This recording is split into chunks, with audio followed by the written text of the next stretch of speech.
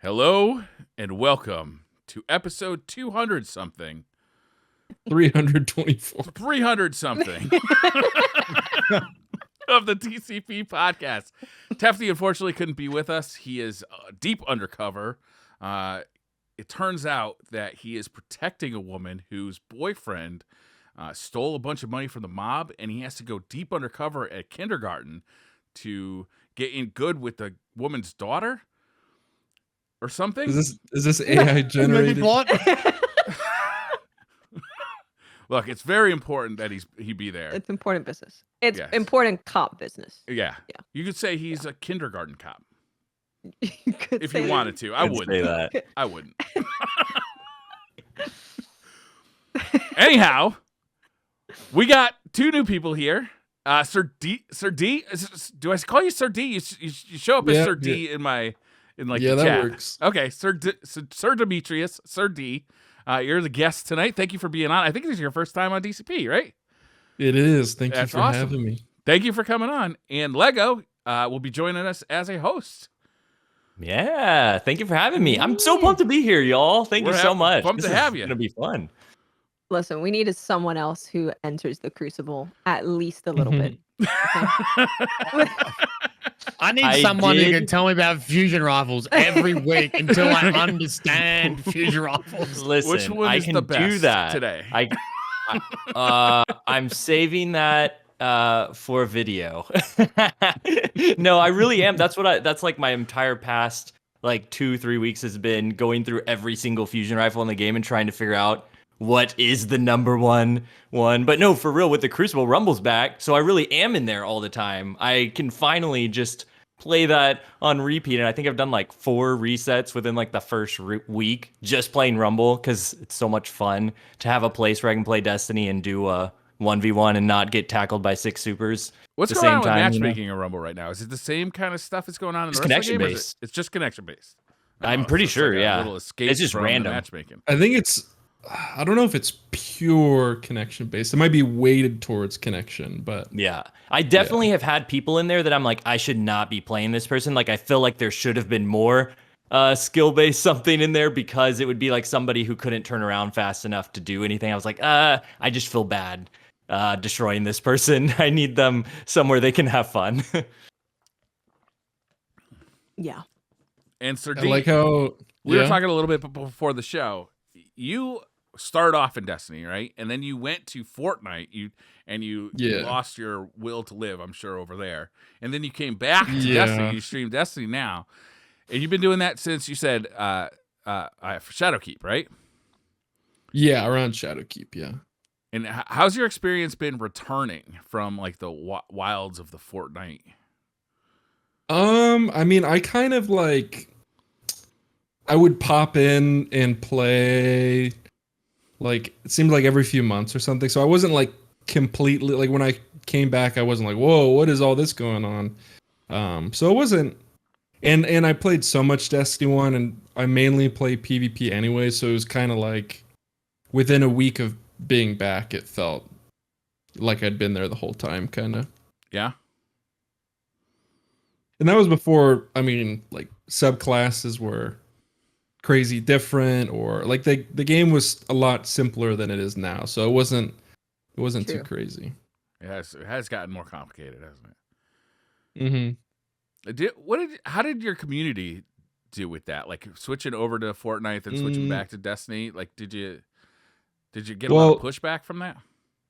Well, not really, because I like at that point in time, BR games weren't big on YouTube. Like they were only big on Twitch, and I pretty much only did YouTube for Destiny. So I was like, well, I want to do Fortnite, but it doesn't really work well for videos. Like for BR games, they're not really interested on YouTube. So I decided to stream. So like if I uploaded a Fortnite YouTube video, I'd get more pushback, because that's where more of my general audience was, and like, what is that? It's like, everyone's playing Fortnite, this game sucks or whatever. But on Twitch, it was kind of like smaller number, like it was more like a dedicated viewer base to begin with. So nobody was like popping into Fortnite streams upset that and Destiny respectfully was so awful at the time that nobody was like upset about because I left for Respectfully, Fortnite you suck. before I left for Fortnite not because Fortnite was big. Fortnite was tiny when I left for it. So it wasn't like that generic move of like, oh, you're just going to a game that's popular. I just did it because I liked playing Fortnite. Like that was when Ninja had like 10,000 viewers or less on Fortnite when I started playing. Yeah, right at the beginning. That's got to be a drastic switch from the YouTube style content to the live style content. Where do you circle now that you've been doing Destiny content for the past few years? How does it feel doing your YouTube stuff? Is incredible. Anybody who's listening probably knows that it's like some of the most fantastically edited stuff out there for Destiny. If you haven't watched it, seriously go check it out. But how does it feel sticking now with that kind of content versus streaming and having that experience of doing the mainly streaming versus now YouTube streaming? What does that feel like? I think the way I've always looked at it is streaming is better if you really like the game you're playing.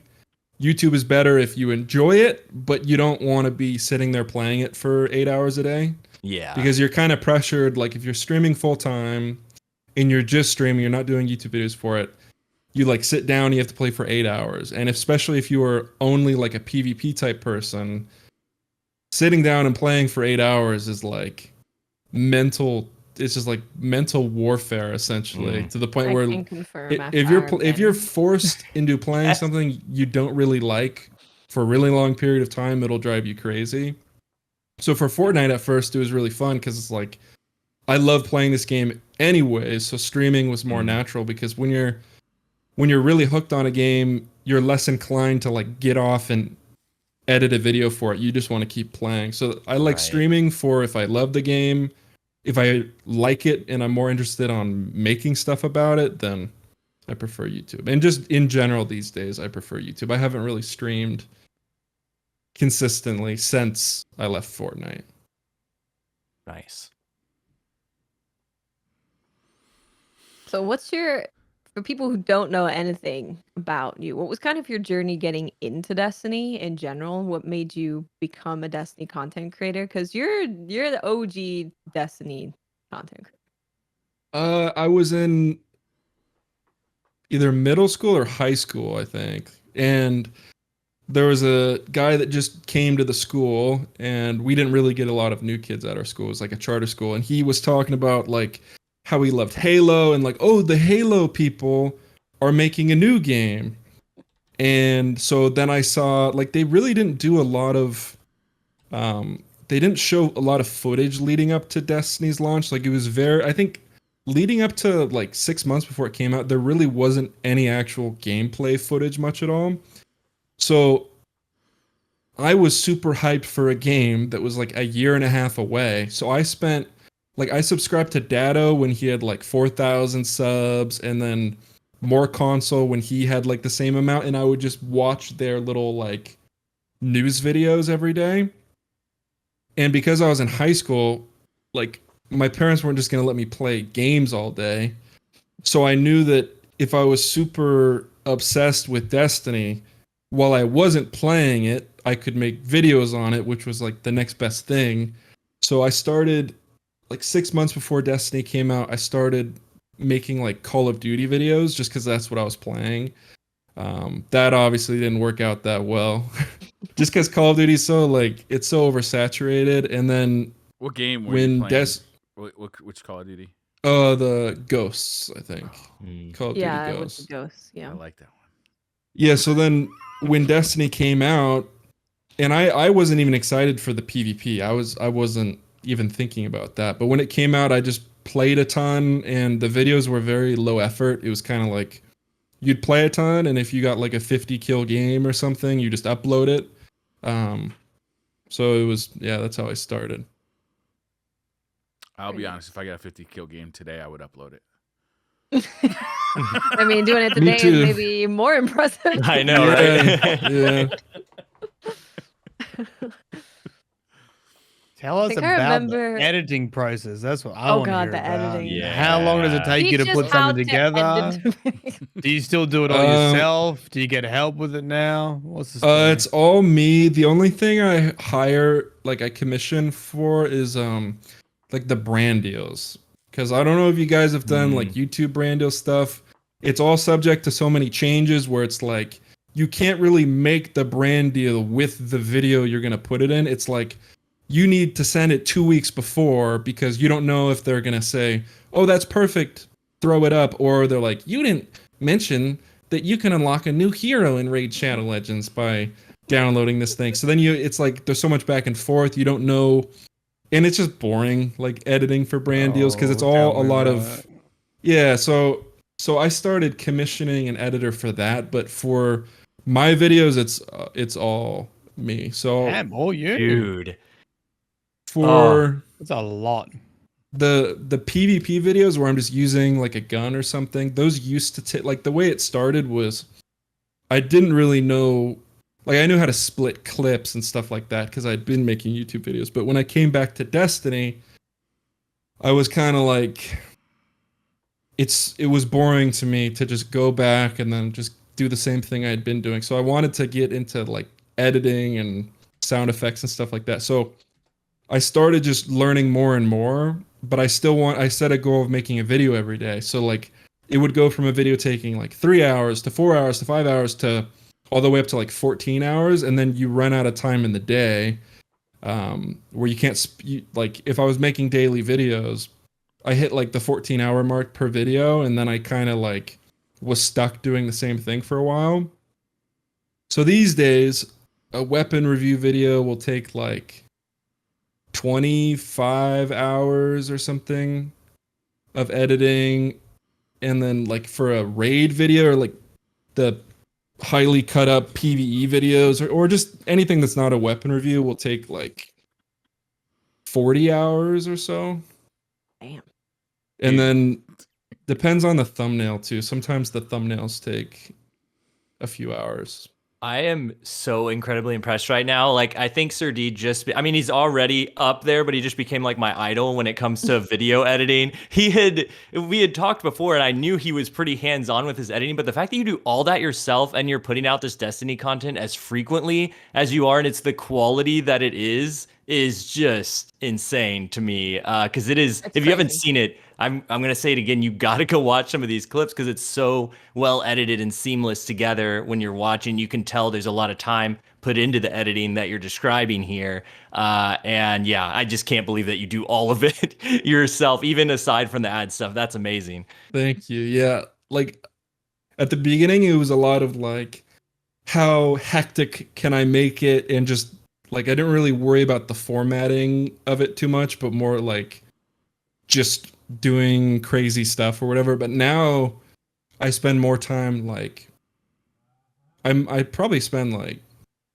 4 or 5 hours trimming and organizing stuff. So what I'll do is like if I'm in a raid and you say some unrelated joke to what's going on the screen, if that section already has too many jokes, but this section has a lot of gameplay, I'll like move that little comedy section and put it in between so that like I focus a lot more on like the pacing and like the layout of it more. You got flow, yeah.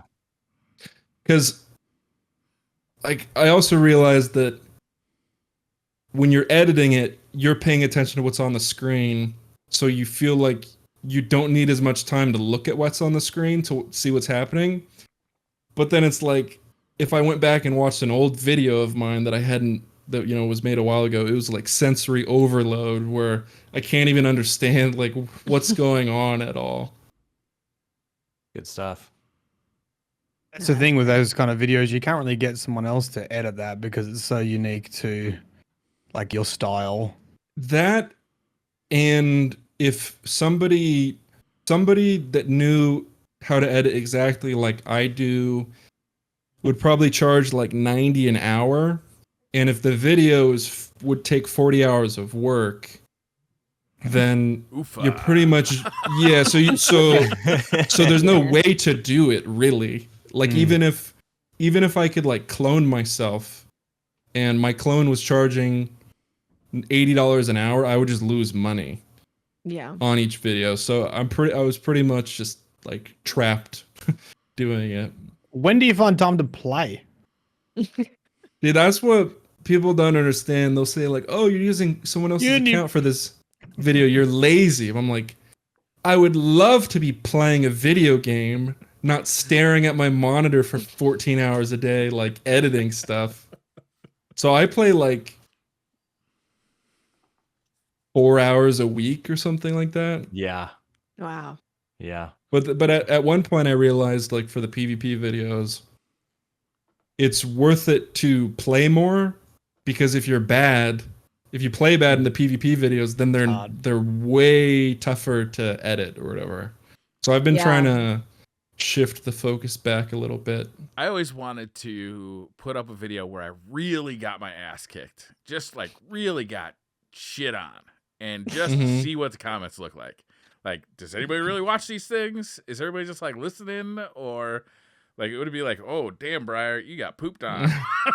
I mean, I do upload a lot of that sort of stuff, but specifically for weapon reviews where people want to see the weapon, you're like, well, if this weapon is good, but because I'm so bad and I haven't played for a week, I'm doing poorly with it. How do I explain like, guys, this weapon is good, trust me. It's just that so good. I haven't played for this amount of time and blah blah blah blah blah. Yeah, I feel the pain with like when things aren't going well because you have to find the clips and you have to keep cutting each of the clips. Whereas like if you just have a good game, it's like I got like 12 minutes of gameplay. It's just all really good. Yeah, I feel Which that. is a lot harder now with skill-based matchmaking and stuff. It is. It was a lot harder when we didn't have Rumble too. It was like, am I ever gonna get to shoot this gun? Yeah. Yeah. Well, Destiny news. Oh, I don't think there is any. I think we should just keep talking about editing videos. Yes. What program do you use? So I was like, no, really. I'm just I'm serious. I assemble it all in Vegas, but a lot of the like as I've started spending more and more time on each video and doing harder stuff, like a lot of what I'm doing is in After Effects. But it's all like what I'll do is if I have a certain timing of something and I want it to edit it in After Effects, I'll put down like a solid color in Vegas and then I'll just adjust the opacity at right on the frame where I want to do something. And then I'll render that little clip out as its own video, open it in After Effects, and then just mark down when the color changes from like red to black. I edit it all in After Effects. I export it back out, and then I drop it into Vegas. Damn. I don't even really understand. I thought writing lore videos was hard. I think I might. It's like I started getting kind of like, I don't want to equate it to pregnancy, but like some postpartum depression after each video because you'd spend like 45 hours on it. Yeah. Well, you spend 45 hours on it, and then the next day you wake up and you have to start another one. And you're like, oh, It's like I spent all that in the baby farm, but you're the farm. Yeah, pretty much. Yeah. Yeah. So do you reckon you're happy with where you are now, or are you going to change it to like, are you happy with how much editing you're doing, and is it paying off, or do you think you need to like change? That's the hard thing with YouTube, right? It's just like machine where it just wants you to pump out stuff all the time, and there's definitely like a point. Yeah, kind of like I felt that pressure to like, oh, I haven't had, a video up in X amount of days. I always upload a certain amount, blah, blah, blah. YouTube will hate me if I don't do that. But I made a choice to just like, because I used to upload every day. Now I upload like every 3 or 4 days. And after doing that, I focused on if each video is good, then that just will ultimately lead to more likes, more engagement, more views, higher like average view time, which YouTube really likes. And so I just kind of trusted that would work. And then I started seeing that like even when I wasn't uploading every day, like I could not upload for 5 days, but the next video would still do well. So now I don't feel as much pressure to do that, but That's good. there's always, at least you always have to change stuff, I guess. Like that's kind of what I go through. Like every 3 or 4 months or so, like I'll discover like a few new editing techniques or ways that I do my video, but then once I've done them a ton of times, then I have to like sit back and think of something new to do. I am gonna try to make more videos for like other games, just because Nice. I've made so many Destiny videos to the point where I want to try other stuff, but it's just it's a lot of sitting down and staring at a screen, which will kind of drive you insane a little bit. When you said you spend 40 hours on a video, and then you said every 3 or 4 days, I was like, that would take me 2 weeks to spend 40 hours editing a video. Yeah, I take 1 day off to spend with my wife, but other than that, I've gotten better about it recently. But usually, I'm editing like 12 to 14 hours a day, Right, yeah. 6 days a week. Yeah, A lot. Damn, that's crazy. yeah. Making Well, us all it feel certainly lazy. shows. I know, right? I know. I will never complain about streaming again. I mean, stream like I would rather do this than stream Fortnite. Like Fortnite, I would just lay in my bed for like 3 hours on my phone, just dreading streaming, and then I'd eventually get on and just like at one point, I was like, I need to like drink alcohol to make this game bearable. No. Oofa. And then I was like, wait a second. That's how I Nah, do the show that's every week. that's probably not a good idea. Drank a half a bottle of whiskey before I got on this episode. Brad was trying to get me to join him too. I mean, It was way more fun. Just get really drunk. I've been drinking cocktails at 9 a.m. in the morning before, and I was I was still enjoying playing Destiny. So, we got a ton of Destiny news, Watts. We do have a ton. Also, Do we? Mylan read the lore books. Oh, that's So- right. I read all the new Ooh. collector's edition lore books, Yeah. and I can give you a little bit of Just lore on one of give them us when the we're ready nipple. to it. Drew, do you want to talk about it now or what? Yeah, just give us the nipples. Well, look, I don't have all my notes because I've only read for them at the beginning of the week. But just spoiler alerts, I don't consider pre-orders to be spoilers because Bungie literally send it before the game is playable. So there shouldn't be any massive spoilers in there. However, you could say things like locations or characters that are going to be prominent in Lightfall might be spoiled for you. You know, like Beyond Light, they were talking about Deepstone Crypt and the backstory of Clovis Bray, and Deepstone Crypt eventually became the raid. So, you know, like, up to you if you consider that a spoiler or not. Anywho, there is a book about Callus, and apparently the male Cabal have pouches that the babies chill out in and, like, develop and suckle from Callus's teat. So Callus is the baby farm, actually. Oh, Like, interesting. people were saying a bit like seahorses or I don't know, do the male penguins look after the eggs? You know, stuff like that. Like a mix between a seahorse, a kangaroo, and So that's why pouch? he's in the bath. That's why he's in the bath, butt ass naked with his boobs out. Yeah, did it come with like Okay, makes infographics, like explaining it all? Like a diagram. I Yeah. don't think there's any pictures. I don't Is think. there Well, a actually, poster of it, maybe? no. Well, I don't have my collector's edition because I live on the other side of the world, so I don't have it. So I only have to look at transcriptions of it, and I don't think there's no fold out poster, pin up poster of Callus lathered up with his pouch and nipple Dripping. I would pay extra for that. I'd buy that collection. There are people out there, yeah. Artist. The Oh yeah, that's definitely gonna be There's Rule gonna be some fan art. 34. Yeah. Callus is standing around with his pouch out and babies hanging off his nipples. I remember for a meme in a video, I had to look up Rule 34 Keitel, Oh no. and man, there's a lot of stuff on there. There's a lot of. I was expecting, and it showed a ton of Destiny stuff, and I was expecting to see certain things, but it was a lot of just like Zavala smashing every dude in the Destiny universe. It's because he's a straight laced guy, so they want to see him in compromising positions. I guess so. Artists gotta yeah. do what artists gotta do to stay alive. To be honest, it's There's hard. a lot know- of great artists in the Destiny community, so I mean, it And makes sense. I Yeah, I'm like gonna have to censored get a it in the commission to that. video, but I'm like, I keep my door open, so I'm like making sure my wife isn't walking downstairs, and then I have to do the stereotypical like, it's not what it looks like.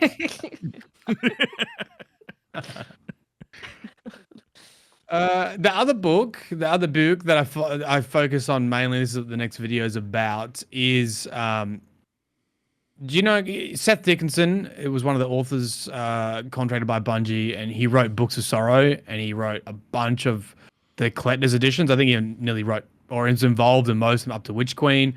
He wrote a couple other really awesome books, Maracina, which is about like the Awoken whole origin story. So if you've interested in lore, you would have read some of his work. He also wrote one of the books for Lightfall Collector's Edition, which is the Keitel book, the one of the Cabal. And in it, there's pretty much like answering. Yeah, so he wrote about the callous titties. And that's how we know he wrote it, because I think he responded. Someone responded to whoever on Twitter who wrote about the callous booba, and then someone said it was Seth. Okay. Because he's been involved with all those book series, he's sort of circled back to some really old mysteries from like way back in Taken King, things that were hinted about in the Books of Sorrow that hadn't been explained. And two of those things was the Oxen Machine and Teox. Teox was the Hive, or the proto-Hive character that betrayed Oryx Savathun and Ziva Wrath. She was like their teacher and their mentor. She betrayed them and tried to have the Osmium King killed, which he was killed. And when they made the Worm Bargain, they were all sworn to basically enact revenge on Teox. And Teox never took on the worm larvae, so wasn't immortal, but managed to survive for a bunch of time in like a cryopod, and like warned other civilizations when she was like resurrected out of this cryopod about essentially Oryx's armada, like just rolling through the system. So all those species in the Books of Sorrow, like the Ammonites, the Ecumeni, the Harmony, these other races that just got wiped out by Oryx and his crew, essentially. She warned and worked with some of them, and then she just disappeared. And I think close to the end of the Books of Sorrow, they're like, if it sort of says if Teox is still out there. So it's always been like a big lore question, like, did Teox somehow survive? Did she do something to persist in the Destiny universe? Is she ever going to return? And sort of Seth circled around to this question and like answered it in a very like Easter egg kind of way in this new book, which was really exciting. One of the ways that he answered it was he linked it with something called the Oxen Machine. This is another thing that he planted in many books, in the Books Is that of like Sorrow. a really comfortable can opener? No. Oh. Close. Not really. The breast pump. I don't know what any of this Obviously. is. Teox? What is that? Listen, I just told you what Teox is. Well, You got any questions? You can ask a question. What do you got? What question you got? What is Teox? Yeah, that's a meme in my chat because everyone's like, "Who is Teox? What is Teox? Yeah, what How is Teox?" I can't even find that. All I know is that she was sterile. Yeah, A sterile mother. she was sterile And- mother of the proto-hive. Yeah. Oh, she was consequently fortunate to have a longer lifespan than most of her species.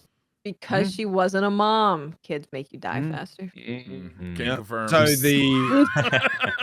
before that, like Hive made a pact with the worms that only lived for 10 years. We don't know if that's like human years or whatever, but they live for a very short period of time, and everyone on the planet would just like eat them and beat them up and stuff like that. So they were like preyed The upon. babies? Eat the babies? Yeah, probably. Yeah. And Taox was one of them. So Taox was part of the like the original hive species that before they got the worm larvae. Like when you saw Sabathun standing there looking like a bride, Yeah, cereal. yeah, and in the Witch Queen cutscene. Yeah, those looking hive. Yeah.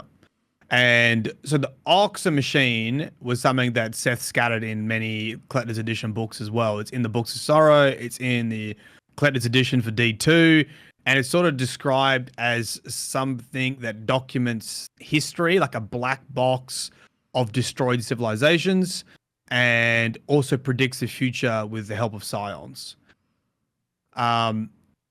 And he combined those two things with a new law, and he said, oh, the Oxa stands for, we never had the abbreviation of Oxa. He says the Odal Zenitaph Anakive. And sometimes its abbreviation is Oxta, O-X-T-A. sound like Taox to me. Taox is spelled T-A-O-X. Yeah. So everyone was like, oh my God, Oxa is actually like Oxstar, which is actually Taox. They're the one and the same. And I'm like, no, you're reading too much in it. Anyway, the rest of the lore goes on. Because Taox was a betrayer and she went through and like warned all these civilizations of this impending doom, it was a bit like a prophecy. And it was a black box of all the civilizations that the Hive killed. And that's pretty much what the Oxa is. Like, it's been drawn up to be this quite mystical thing, but it now seems to be like a history record of the betrayer Taox and the civilizations she visited before they were wiped out by the Hive. And that's why it was considered a prophecy, because, it's like, if you document the history enough, it seems like a prophecy, because let's say a whole bunch of civilizations got wiped out by Oryx. Yeah, hey, Oryx is coming. Oh my God, you're a prophet. And yeah, sort of hidden in the new law that Oxa is really Oxstar, and it's an anagram for tail. Quite So Seth Taox Dickinson. is the raid boss, is what you're telling me. Look, people are going to be very angry if Taox is a raid boss, because this would be a massive spoiler. Well, wouldn't Taox be like on our side almost, because she's running from? She was against the Hive. Yeah. So it's like enemy of my enemy sort of thing, maybe. Yeah. Possibly. My friend. Yeah, and so they think the interesting thing with Taox, most people know about the Oxa machine from the Inside Terminus mission, where you have the big scion that comes down, and you goes like, "What is Oxa? Oh, I don't know what this is." And then it says something like, "It's linked to M-Sun 12," which is Maya Sundaresh, a Vex researcher. So there's like an aspect of Taox's history and data about the Hive that got linked into Vex network at some point. Which makes sense, because like Vex runs simulations, so if they had a history of the Hive and the Proto Hive from Taox's perspective, that would be like useful data to plug into simulations. So, but And they they didn't do really be Vex and explain that. Lightfall. They'd be Vex and Lightfall. Yeah. A lot to take in. Yeah, so let me recap real quick. Taox can't have babies, so she got a really ergonomic can opener to open cat food for her many cats, who she keeps in a pouch. Correct. Yeah, and now they're on Callus's nipples. You get a participation award, like a little star. Goes on your chart. Bri's contribution to the lore chart. Maybe that's how you beat Callus, is you suck all his nutrients from him. Okay, that's And an then Everyone, interesting- you gotta stand Yeah, over. you know the games like the sports games where you have to press the buttons to run Yeah, or like- swim. That's gonna be the raid. Yeah, you're gonna. Yeah, Yeah, everyone you gotta stands on a suck, plate and a Callus. giant breast pump comes out of the Yeah. sky. Yeah. Exotic breast pump. Oh Wonder if my man. PS5 controller gets such bad battery life. I do think it would be cool to have some kind of what do they call it in a horror movie? It's like not the death omen, but like a death bringer. The person who's at the gas station who's like, "Hey, don't go down that road. There's a bunch of crazy people down there." Oh, yeah. Like that would be Taox. to everyone that she visits. So that would be us next. And I feel like we have to have some conclusion to that character before the end of the final shape, right? I guess they could save it one more year, but I feel like there has to be some sort of conclusion with it before all, like, it seems like the last big player, not that's like coming to do something to us, but that will be involved in some way. Yeah, there's. I think you could interpret it a couple ways. You could say this is like Seth like wrapping up the Teox like question, like where'd she go, and you could speculate that she became like the Oxter, like she was digitized into this archive of the Hive history. And there's a couple things that support it because they talk about like Oxter being almost like sentient. They said it's mad rambling, so it's you could say that maybe I don't know, maybe it has something to do with the Vex network, maybe she morphed into that, and that's how sort of Teoxa lives on through this. Pretty much like the Watcher's Grave, the list of destroyed civilizations by the Hive.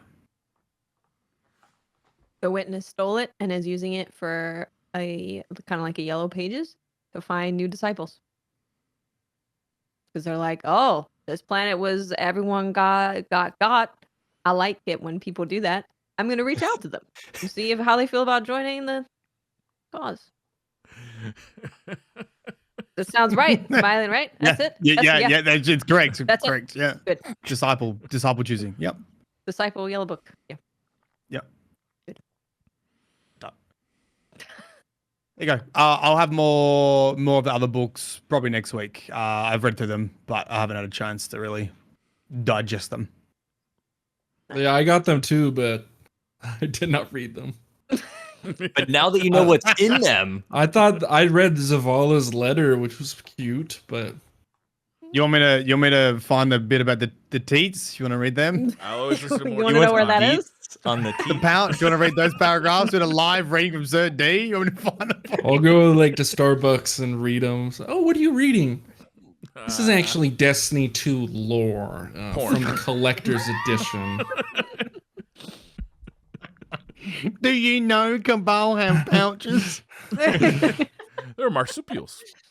You see this? This is a raid jacket from the Deep Stone Crypt. Bro, you wouldn't be out at Starbucks. You're too busy at your home fucking editing videos. Yeah. Oh, probably. So we got what's first? The Strand trailer, right? That's where it kind of kicked off on Tuesday. We had the Strand trailer that showed us the classes doing Strand stuff. Now we all know that hunters look the coolest, right? It's an agreement. I mean, even if you don't like hunters, you're like, well, Superman and out of the sky and flying around. I don't Pretty know. cool. but you Don't could know. take care of babies with the warlock. You do get to live the Oh. mom fantasy if you are a warlock. Well, I hope you're playing Strand. What's in the raid? Yeah. You, I told you I'm going to be because- swinging around. That's all I'm going to do. do you know that you can make swings for the rest of us that reloads our weapons? I can, yeah. And we can do like a moving DPS, Spider-Man Yeah, DPS we'll phase. just create a circle around the boss with Weird. our rocket. Yeah, with rockets. That's Yeah. legit what I want to happen. 100%. Swing around the callus nipples. Yeah. Okay, I'm sold. This raid is getting better. and Briar's better. like, kick someone out. I'm joining. yeah. I want to be there now. I just want to help come up with the raid callouts. That's true. We do need that. Left nipple's drained. Right nipple no. So yeah, the trailer was hunters doing cool stuff, and then warlocks were slanging babies and making eggs and turning babies into eggs and then popping eggs into babies. And titans were, Punching You know. things. like Slicing, Stabbing. severing. slicing. Yeah, severing things.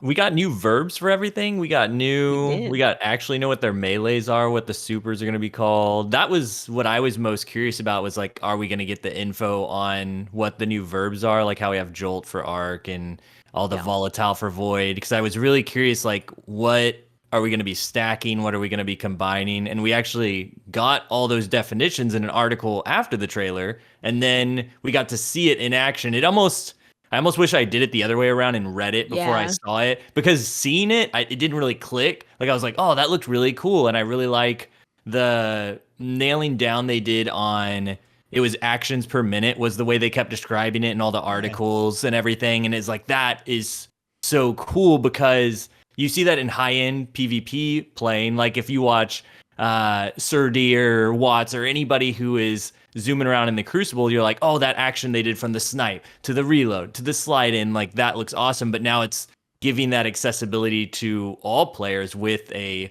class where they can sling around and it reloads their weapon, and it's just more and more options for you to go from one thing to the next. And so that's what I was caught up in seeing the trailer at first. I was like, oh, wow, the Warlock just did the 3 melee thing, and it looked like they were That animation is very cool. Scarlet Witch. Yeah. Yeah, that animation is very cool. With you talking about the high APM stuff, there was actually an example by Eric Smith in the little blog post. So I'm gonna read that because I thought this was a really good example of what you could do gameplay wise. So he says, I defeat an enemy with my melee ability and they unwind into a tangle. I grapple onto the tangle, which refunds my grapple, and snatch the tangle out of midair. I then hurl the tangle at a group of enemies in the distance, grappling onto the tangle again while it flies and pulls me through the air behind it. As the tangle nears a group of enemies, I slam downwards out of my grapple to suspend a lone enemy who split off from the group, while the tangle slams into the rest of the group and explodes. And That's a lot. It is. We saw it a little bit in the video because the hunter does throw up a tangle and then they grapple to it, they grab it midair, do like a backflip and then throw it. And we also saw a Titan throwing a tangle and the hunter was attached to it and flying at him. So this is really exciting because this feels like, to me, a class in Destiny that has, like, you can play it and have a lot of fun with minimal investment into the class because it's just it's flashy and fun. But it seems like it's going to have a pretty high skill ceiling, which is very exciting. I hope so. Seems like it. To put all of these things together, to do as many actions as you can in the minute, right? Actions per minute. That's going to have some mastery behind it, which is exciting.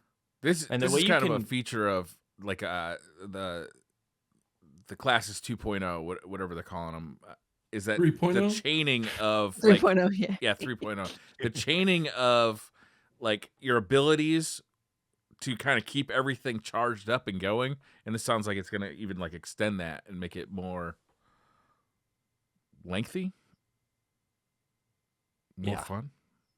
Lengthy is a good word because there's a lot of stuff in here that's refreshing and lets you keep going. Like Watts said, they gave the example of grappling hooked into the ball.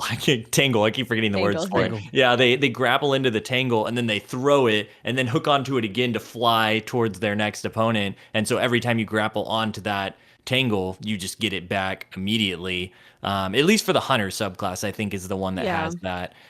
Which the other ones have their own way. I think the Titan had one that like refreshed the melee. Even the hunter's melee, they got the dart thing that they throw with the rope, and it comes back to you and you catch it and it refunds some of your melee. And if you catch it right at the right moment, there's like a mini game there where you get even more of that melee ability back. So that kind of stuff's really cool. Yeah, I was excited to see that. So let's bring up the verbs that they're using because this is kind of what Strand is all about. So you have suspend. So in PvE, you lift the enemy off the ground for a brief duration and they basically can't do anything. The way it's going to work in PvP is you lift them off the ground and they can still move slowly and fire their weapon in hip fire. If they have low AE, I guess they're screwed. Because they're going to be in the sky. Then we have Unravel. Attacking an unraveled enemy will cause threads to burst out of the target and attack nearby targets. Once hit, that target also becomes unraveled.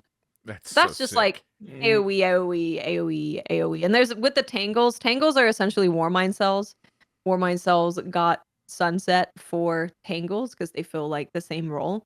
So every time you kill an enemy that is debuffed by any kind of strand debuff, it's gonna create a tangle.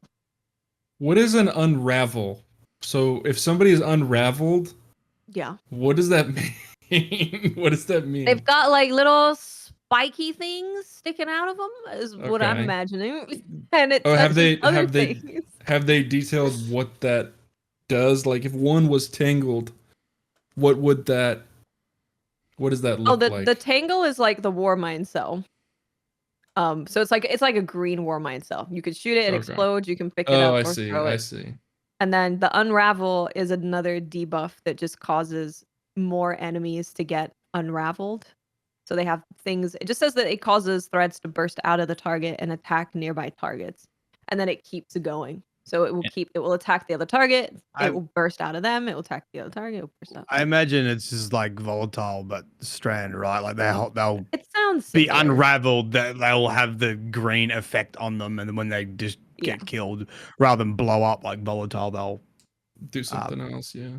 I'm shoot stuff out. Yeah. really curious if it's going to give any other effect than the post effects. It says right before it describes it, it says defeating an enemy affected by Strand will unravel them, disconnecting their life force from the weave, and creating a tangle.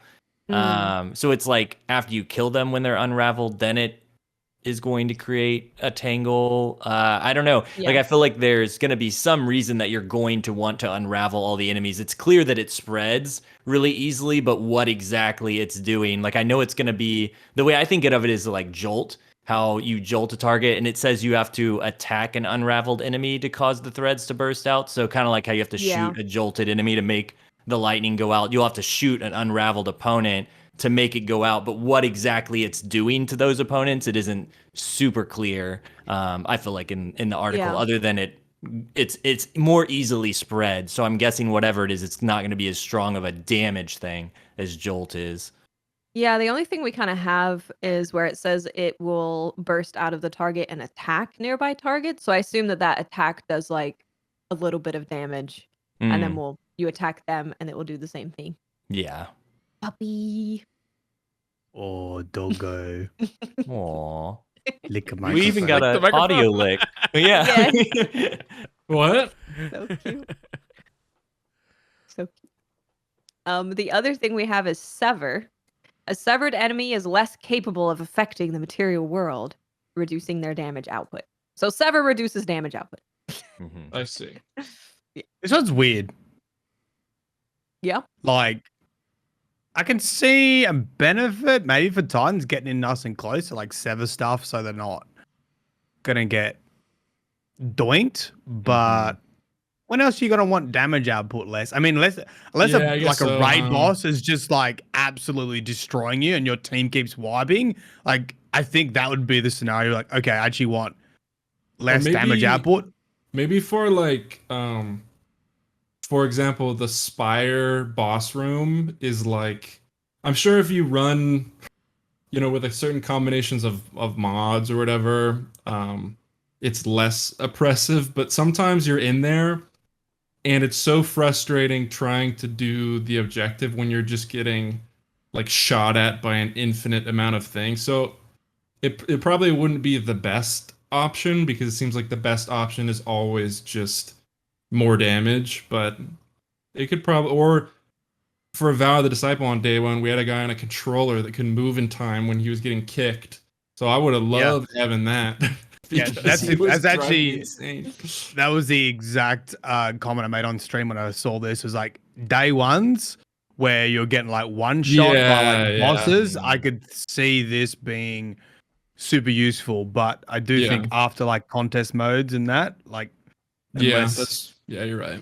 It really depends again, how much less damage they're doing. Because Yeah, in it terms does. of It was PvP as big. well, like, does it turn their melee to where they can't melee you twice and you die? True. So you like automatically win the melee fight? I don't know. that guy had no thumbs. Oh, the guy on controller? No, I'd see him, because on mouse and keyboard you just flick away, but on controller, like, he would dash towards him and the guy would be like, dude,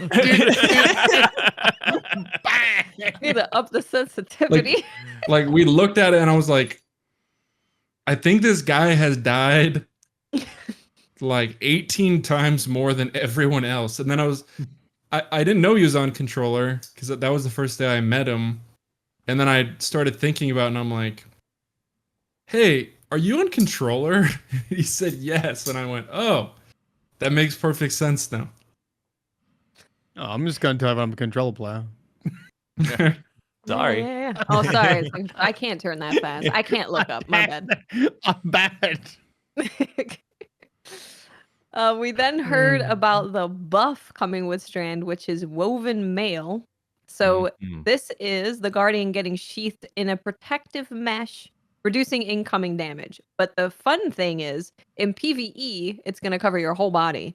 But in PvP, woven mail will only reduce damage taken to the body, not the head or melee. Is this the armor we That's were talking good. about last week? Yeah. Okay. That's actually really good that they're Yeah. doing that in PvP. Yeah. Because that would be really bad.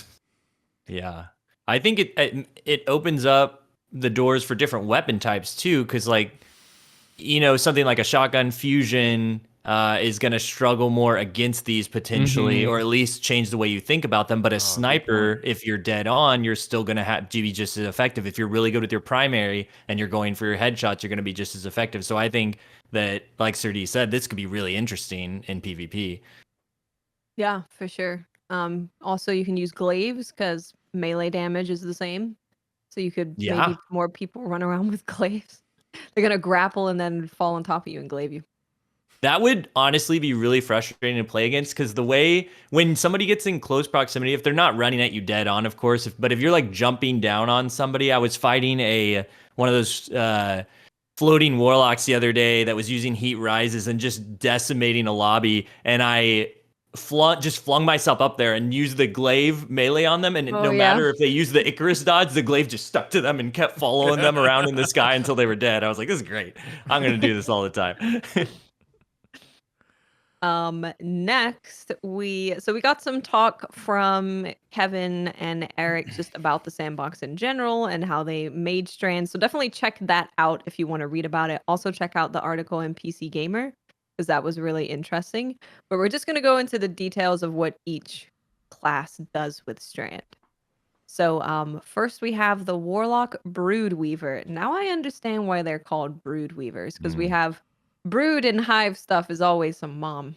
Something to do with being a mom. And you do be momming.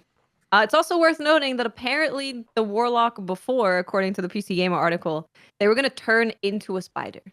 It's terrifying. In their super. Yeah. And That would have been sling babies. Spider would have been babies. cool.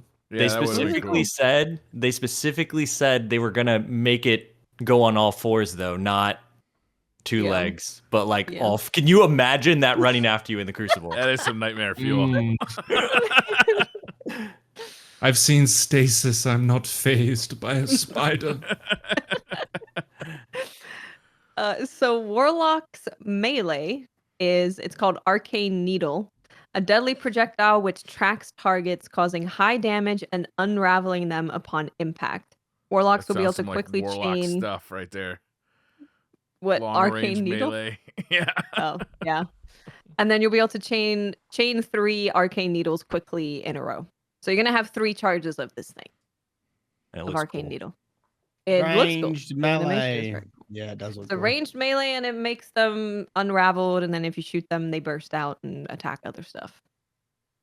Then we have 2 Strand aspects, and then the super, of course. So we have Weaver's Call. On Rift Cast, the Warlock weaves 3 threadling eggs, which hatch into threadlings when they hit a surface. Any perched threadlings are converted to additional eggs. So threadlings are they're little babies that seek out people to jump on them and explode. Mm. We were dealing with children, and now we're dealing with babies from Warlocks. Yeah. I don't like that. Warlocks bring children to the battlefield. That's just what they do. Yeah. Maybe this is just sort of Bungie saying how Warlocks have no friends, so they keep spawning them out of their Void and Strand and Arc buddies. Dude's having a party by himself with an arc buddy, a void buddy, and a strand egg. So, but Oh. Bungie describes them as explosive minions woven from strand matter. So they run forward, they jump on an enemy, and then they explode. And anyone can use threadlings, but warlocks are the ultimate mama of the threadlings. So when normally if you're a titan or you're a hunter and you have something to do with threadlings, you're just gonna send them out. If they don't find anyone, they're just gonna explode and die. Yeah, right. With warlocks, if they don't find a target, they're gonna come back to you and they're gonna perch. They perch They perch. Yeah. on your That's the- body. I don't know what it looks like. Wonder if I you're don't know able what to it see looks it. like. In your peripheral vision. Yeah. I think they're So, gonna like- be like an arc buddy or Arc buddy? the void. I think the that, yeah, child. they mean it'll hang out like. They'll in this probably area. hang out. Yeah. Yeah. So the aspect that you have, you cast your rift, and then you make 3 eggs. They're not threadlings yet. They're just eggs. And then when they hatch into threadlings when they hit a surface. And then any perch I thought the law was complicated. are converted to Yeah. additional eggs. Eggs, babies. Just eggs and babies. Can y'all even picture like gameplay right now with the babies and eggs crawling around, and then you got people grappling up in the air, and then you got all the normal like stasis, void, arc stuff going on? It's hard to even imagine any part of the game with all that going on. I can't wait, but it sounds insane. It does Sounds sound like insane. Yeah. Destiny 2 is about to drop back down to 30 FPS. Oh no. Yeah. 6. I want to see 6 warlocks using babies. How much damage can they do to a boss just with Just with baby the babies. Child labor. All strike bosses, babies only. Yep. Let's make it happen. Let's do it. The other aspect that you have is Mind Spun Invocation. So this changes several of Warlock's abilities. So the grapple, when you execute a grapple melee, the Warlock weaves 3 threadling eggs from the target. Warlocks are grappling onto people and pulling eggs out of them. Yeah. That's not your egg, man. That's mine. But I put that back. Threadling Dang. grenade. You can consume your threadling grenade to generate a full complement of perched threadlings. So this is just it's a new grenade type. It's a baby grenade. You throw it, the babies go crazy. You can eat the babies to turn them into perched babies. Warlocks are really confusing me right now. The Briar update. The shackle grenade. You can consume your shackle grenade to gain a buff, creating a suspending detonation on every kill. Okay. Do we know That what a sounds pretty fun. suspending detonation is? So the suspend is where you, in PvP, it would put them in the air and they can move around very slowly. But so I assume it does, obviously you're killing them, so they're not being suspended. But if you kill them and someone is near them, it will suspend them And in the air. we actually saw this in the trailer too. It's one of the first clips. I think they kill a Vex, because I thought it was a weapon perk when I first saw it, but it's this Warlock ability here. They kill an enemy and then the 2 next to them float up in the air and get stuck in threads. So, sounds awesome. It's like that Overwatch ult with the Sigma, I think. Yeah. Very nice. Oh yeah, I know what you're talking about. The guy that likes melodies. Yeah. What is that melody? The Warlock's super is called Needle Storm. A deadly combination of burst damage and area denial. On cast, the Warlock conjures strand matter into a fusillade. Is that how you say the word? That's Fusillade? a delicious salad. Yeah, I think so. I don't know. Fusillade. Of hardened spikes, launching them forwards with a wave of their hand. The missiles will stick into enemies and the environment alike before detonating and reweaving themselves into an army of threadlings that will hunt down any survivors. Sounds pretty cool. You throw your needles kills people. If not, turns Yeah. into baby. Detonate Yeah. baby. I Are the refuse to babies call gonna it like run around on the anything. ground, or you think they're gonna float up in the air? They're on the ground when we They're on see the them They're in like the trailer. weaving at on least. the ground. Okay. Yeah.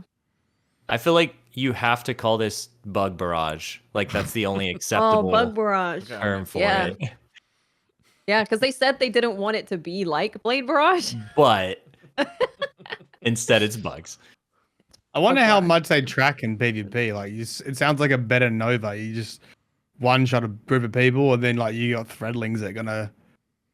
I It guess might it's similar work to Nova actually, similar, with like breaks off, yeah, and tracks or you. it might work similar to the that one stasis grenade, the one that I don't remember what it's called, the one that tracks Ice people. Bolt? Yeah, Cold Snap. cold snap. Yeah. Yep. Moving on to Hunter, where the fantasy is about grappling. Like that's their thing. Warlocks, Cool. babies, Hunter, grapple. Yeah, cool. It's cool. So they're called the Thread Runner, and their melee attack is called Threaded Spike. So you throw out a rope dart that bounces between enemies, damaging and severing them, making them do less damage, before returning to the hunter. Upon its return, it grants melee energy for each enemy hit. Hunters can catch the rope dart by pressing the melee button input at the right time. Perfecting that timing will earn the player an additional amount of melee energy. I like that. That's cool. I Sounds like that too. Awesome. The aspects for Hunter is ensnaring slam. While in the air, press the air move input to slam downward, suspending all nearby enemies. I'm just happy to have a dive again. Mm-hmm. Diving is fun. Because being able to jump in the air and then dive, and then being able to grapple, dive out of it, just sounds like a lot of fun. What do you mean you're happy to have one again? You've been slamming people in the Crucible with shit at dive for ages. I have. It's true. Throw the glacier grenade, you jump off of it, you go Yeah. flying, you crash down, you back us out. It's great. That's Yeah. a strong dive too. The fact that it suspends. I feel like anything Yeah. that has suspend in it, I'm going to be looking out for in the Crucible, particularly. Yeah. It's gonna be interesting to see how slow you are floating and like what your accuracy is like. It's gonna be interesting to know the speed of the grapple. Because like we've Yeah. seen it, but realistically, I don't know what it looks like for a guardian to like grapple past me. They honestly might have been incentivized to deneuter the in-air accuracy before the expansion. Because imagine if old aerial effectiveness was with the whole suspend thing. I feel like that would be like very rage-inducing. I think it would be more frustrating to be suspended, be shooting at someone and hitting literally nothing than Ugh. being Yeah. frozen. Yeah. Yeah, that would I mean, be you're annoying. still not gonna hit nothing, right? It's like you still can't aim down sights. No, you can. Oh, you can. Okay. And if you really spec into it, it's pretty absurd. Like if you run something with really high, like I think there have been people running the 120 RPM Trials hand cannon, and then Faux Tracer I think also gives you more aerial does, effectiveness. Yeah. And if you're running like that, it's almost like it's even more accurate than like 2 years ago if you had Icarus grip on a hand cannon type thing. But if you're suspended, you'll be able to look down sights. No, that's hip fire. If you're Oh, it makes you suspended. hip fire? I'm pretty you sure. can't- Oh, aim. dear heavens. I know. Oh, never mind. No, we're screwed. No ADS while suspended? Nope. Oh man, guys. It's Bring your worth shotguns. noting that that's not in this article. That's in one of the interviews where they talk about it. But still, it seems pretty much like that's the case. Just throw on the last word, Or shotgun. If there's a hunter that dive bombs you right there and you're suspended and you have a shotgun, maybe the animation takes so long to suspend those around you that you could get killed right out of it or something. I'm curious to see how it's balanced. Yeah, it'll be interesting. The other aspect you have is called Widow Silk. This aspect grants an additional grenade charge. And if you didn't know, grapple is a grenade. It's a selectable grenade. The hunter's grapple ability creates a persistent grapple tangle when it latches, which fully refunds grenade energy when grappled to. Hunters can use this ability to set up chains of grapple points that their entire team can use, greatly enhancing their ability to quickly move and in and around combat or traverse the environment. Wow, that's cool. Yep. Yeah. How do you read that and It's like- not? Mylan's like, How do you pick something yup. else? I mean, honestly, it sounds like they're trying to encourage like a moving DPS. Mylan's just focused on, I got my rockets out. I'm Bro, swinging." I need to do this like rocket swinging, like pew pew pew. Because it doesn't say it in there, but I was told in the other article that your team gets the reload benefits too by hitting the grapples on the Yeah, that's tangles. pretty big. I'd like to, like, if they can't get around standing still while damaging and they still want to do like damage plate type things, imagine kind of like a caretaker type sequence, but when you're going between plates, there's a very difficult like jumping sequence and it's timed. So you have to go from one plate to the next in X amount of seconds. And pretty much they time it where like you only have enough time to do the little jump sequence or jump puzzle type thing perfectly. And then the next damage phase will start. Some people are getting kicked off of raid teams, I think, if they did that. You could take that a step further and do, instead of just plate to plate, it'd be like there's an area in like above the arena that you can only be in if you're like a Dawnblade like floating or somebody who has some in-air ability like with the grapples, and you do extra damage when you're up in that zone. So it like encourages movement. Like you don't have to do that, but like you could melt the boss if you're doing it from up on the ceiling or something. I did like the Vow boss, like Yeah. how you had to be, at least on contest mode, it was like you actually really did have to be paying attention. And what they did with Garden as well, like just disappearing floors. So like, I feel like there could be some sort of mix of Vow and Garden in the next raid to encourage movement to get away from and I same think spot DPS. They'll lean into the fact that there are grapples now. I think they will probably try to put stuff in the raid that you almost have to grapple for. Maybe, I don't know. Just imagine all the jumping puzzles now. You literally can have a hunter that just infinitely makes these tangled things like in all jumping puzzles, and you don't have to do them. You're just like, okay, I'm just gonna bing, bing, bing, just grapple your way through them. Yep. Do we know if the little things that you're grappling to, do you know if they can be destroyed? I imagine they time out. So the regular tangle, I know you can shoot them to make them explode, but this one specifically says a grapple tangle, and I don't know Okay. if that is like Persistent. different. Because Tangle. if you could shoot and destroy the thing that you're tethering to, that would be interesting. Like if you know somebody's about to tether in PvP, you see the thing come up, you pull out a sniper and you shoot them while they're tethering, and then they and fly off the map. That's great. You're only going to be able to create 2 of these, right? Because it's still tied to your grenade charge. Mm-hmm. It is, yeah. So you need a whole team of hunters to Yeah, You need a right. whole team of If hunters. you your can share whole- them though, right? It's like you could get. I'm sure you can get pretty far with just like 2 or 3 hunters. Was it in Yeah. the PC Gamer article that they said that they managed to make it about Yeah, halfway across across the the- King's Raid ship section Oh, okay. with grapple? Just 2. I don't know if they had a full team of hunters doing Okay. that. I'm not sure. That would be the way to do it, though, for sure. Oh yeah, Chad just reminded too. They did mention, I saw it on Twitter and in an article, I believe, but the way people do well skating and stuff like that, you can grapple onto people doing that to just fling yourself. Like if one guy on your team knows how to do the glitch to shoot across a map, you could just all grapple onto that one guardian and fling the whole team across. That'd This be is gonna good. be fun. Yeah. This is gonna be That's fun. gonna Wait, hold on. But yeah, Chad just brought up, I forgot. Yeah, but it refunds your grenade energy fully refunds your energy. So you do just have infinite grapples.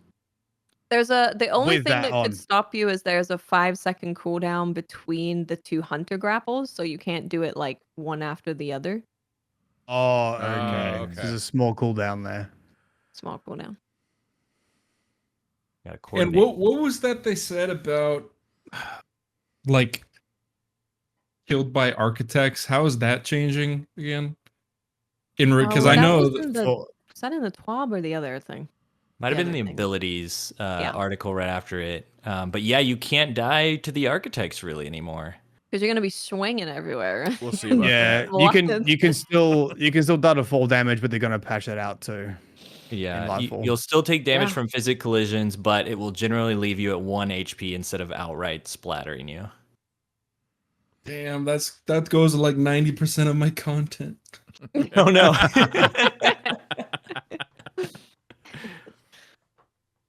God, do you remember when the game yeah. first came out and the man cannons, if your FPS was too high on PC, it would kill you? Yep. Yep. I remember. Punished for having a gamer setup. Yep. The hunter's super is called Silk Strike. When activated, the hunter uses their grapple to freely move through the world in third-person view. So there's no cooldown when you're in your super, kind of like Dawnblade. While also throwing their rope dart to strike down enemies. Hunters will be able to use grapple more often during the super, and the rope dart features both a light and heavy attack. The light attack is meant for single opponents and can be used in the air or on the ground. When on the ground, the hunter can chain attacks seamlessly. Hitting an enemy with the tip of the dart deals bonus damage, and defeating an enemy with it causes the enemy to explode. The heavy attack has the hunter swing the rope dart around in a 360-degree arc, damaging all nearby enemies. As with the light attack, this can be used on the ground or in the air. That sounds cool. I like Very so cool. there's a couple things in the hunter thing where I do start thinking about the higher skill ceiling, because hitting an enemy with the tip of the dart deals bonus damage. So knowing where that is going to Yeah. be important for DPS, and then you also have the catching the melee at the right time. And you're going to be able to like really chase people down, being able to use your grapple like all the time during your super. Yeah, Oh yeah. that's going to be fun. You're either gonna have a lot of content or not much content.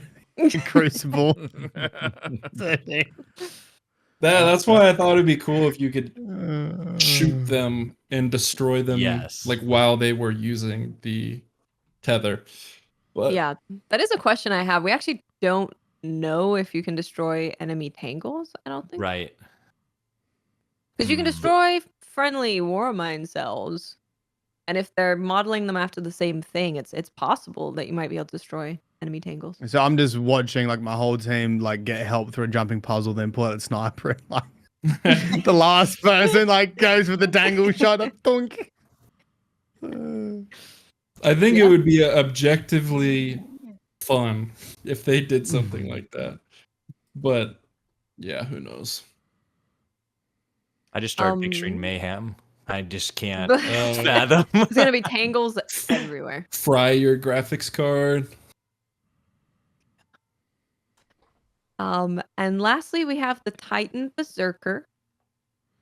So the melee is called Frenzied Blade. You dash forward, slashing at enemies with the Strand arm blades, severing the victims and decreasing their damage output. With a default set of 3 chargers, Titans can change these chain these slashes together for maximum offensive power. My question about this, so they said that it in the PC Gamer article, they said that you do actually move pretty far with the melee. Mm. So my question would be, can you do it without targeting a person? I assume you can. And does it take your melee charge when you do that? Because it seems like you're going to have quite a lot of movement Yeah. with the melee. Remember how Stasis Titans, everybody was kind of like, I don't really see the point of this melee. And then it became like a go-to for getting around the map or like avoiding a super or something like that. This could be one of those things that I know we just talked about the Hunter having a high skill ceiling, but I feel like the Titan could potentially here too. I could see a lot of those hero plays coming out of that dash, and having 3 of them, Yeah. that could do a lot of good. Yeah, see, I saw this and I know that there's a lot of talk about the Titan not being great or it not being a fantasy that people are really stoked about. But reading the melee, like the melee sounds really good to me. And Mhm. especially in Destiny's Crucible where the game can't keep up with Titans already. I don't know how it's gonna Dashing. be with them dashing around with their 3 melees and then having Armamentarium to have 2 grapple hooks. They're gonna be Yeah, flying all over the place. Yeah. just imagine a grapple into the frenzied blade. Yeah. It's gonna blink and they'll be right in your face. Yeah. I think it could be sleeper better than what people think it is. Yeah, I don't think people are maybe upset about how well the subclass performs. Yeah. I think Titans, from what I hear, are upset with like another just punch shit class. Punch stuff Yeah. roaming super. Yeah. Yeah, I get that. The Titan, But like also, I reserve judgment and play it first and see if it feels fresh. the Titan identity is, I feel like, more limiting. You know what I mean? Yeah. It's like you're either tanking things or punching things. But for warlocks and hunters, they can kind of come up with a lot more. Like they can expand on it more. But with the Titan, it's like, well, we're either gonna have you absorbing damage or punching people, and then that's like kind of it, or defending Yeah. people. Yeah. Yeah, I do totally get it. I hope that it ends up being fun for Titan players. Yeah. The aspects that they have, one is called Into the Fray. Destroying a tangle weaves woven mail into the Titan and nearby allies. In addition to reducing damage taken, this aspect also increases the Titan melee's energy regeneration while wearing woven mail. So they kind of want you to dive in there with your melee and give woven mail to everyone, taking less damage, reducing the damage output of the enemy you're hitting. Seems like what they want you to do. Wonder if that Mhm. works for like a hunter's like tangle that they throw out to grapple onto, and then when they're Yeah. done, Titan shoots it, gets woven mail, goes in behind, something like that. Yeah, it could be Mm. interesting. The other aspect is called Drenger's Lash, which sounds like a person. Gonna need the lore on that. ASAP, Mila. It does. I thought the same thing. Yeah. When the Titan casts their class ability, the Titan will blast forward a powerful ripple in reality, suspending enemies that are caught in the shockwave's path.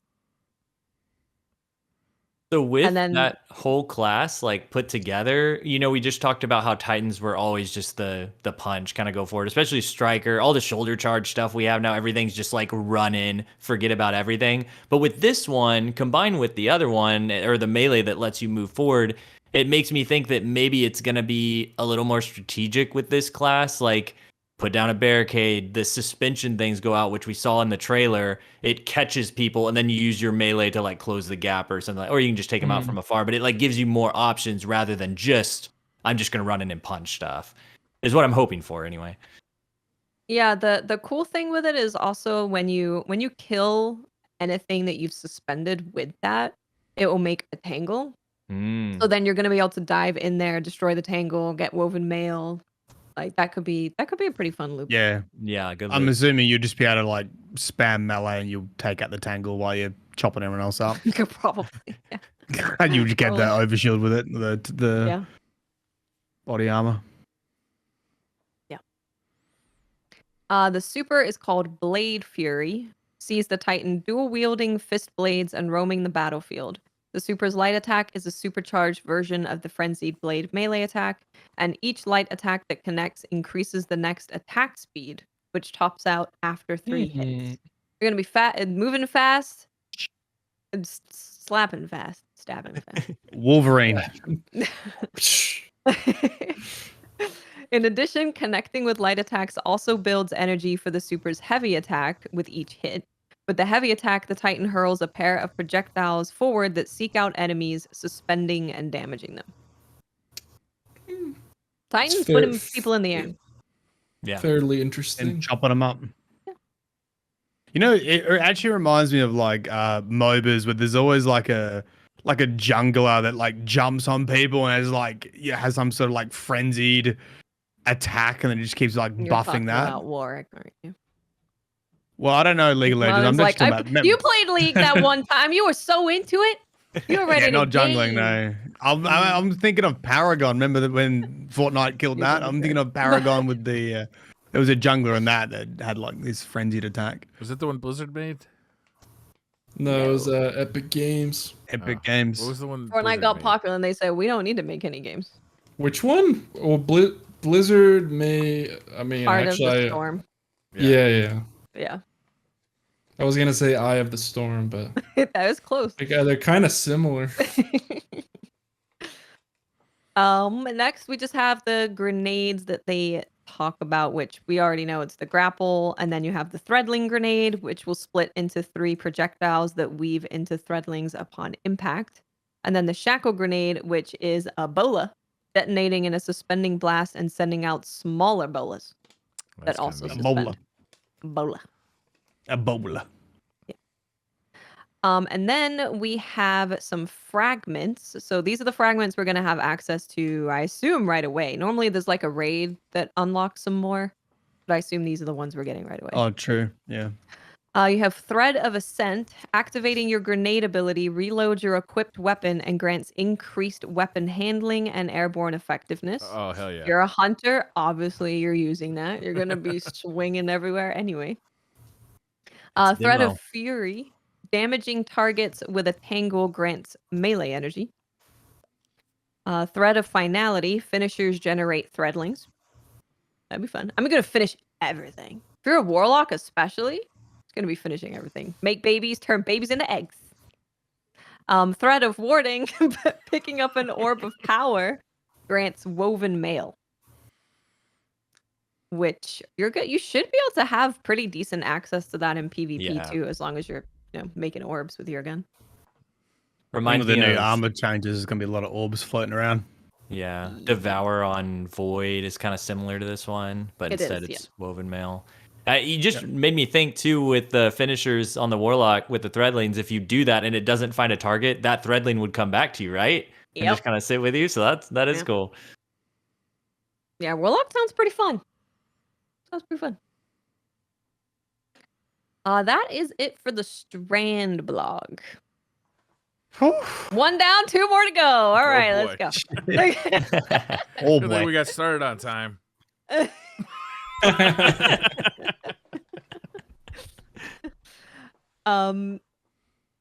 We have this one was to abilities and beyond.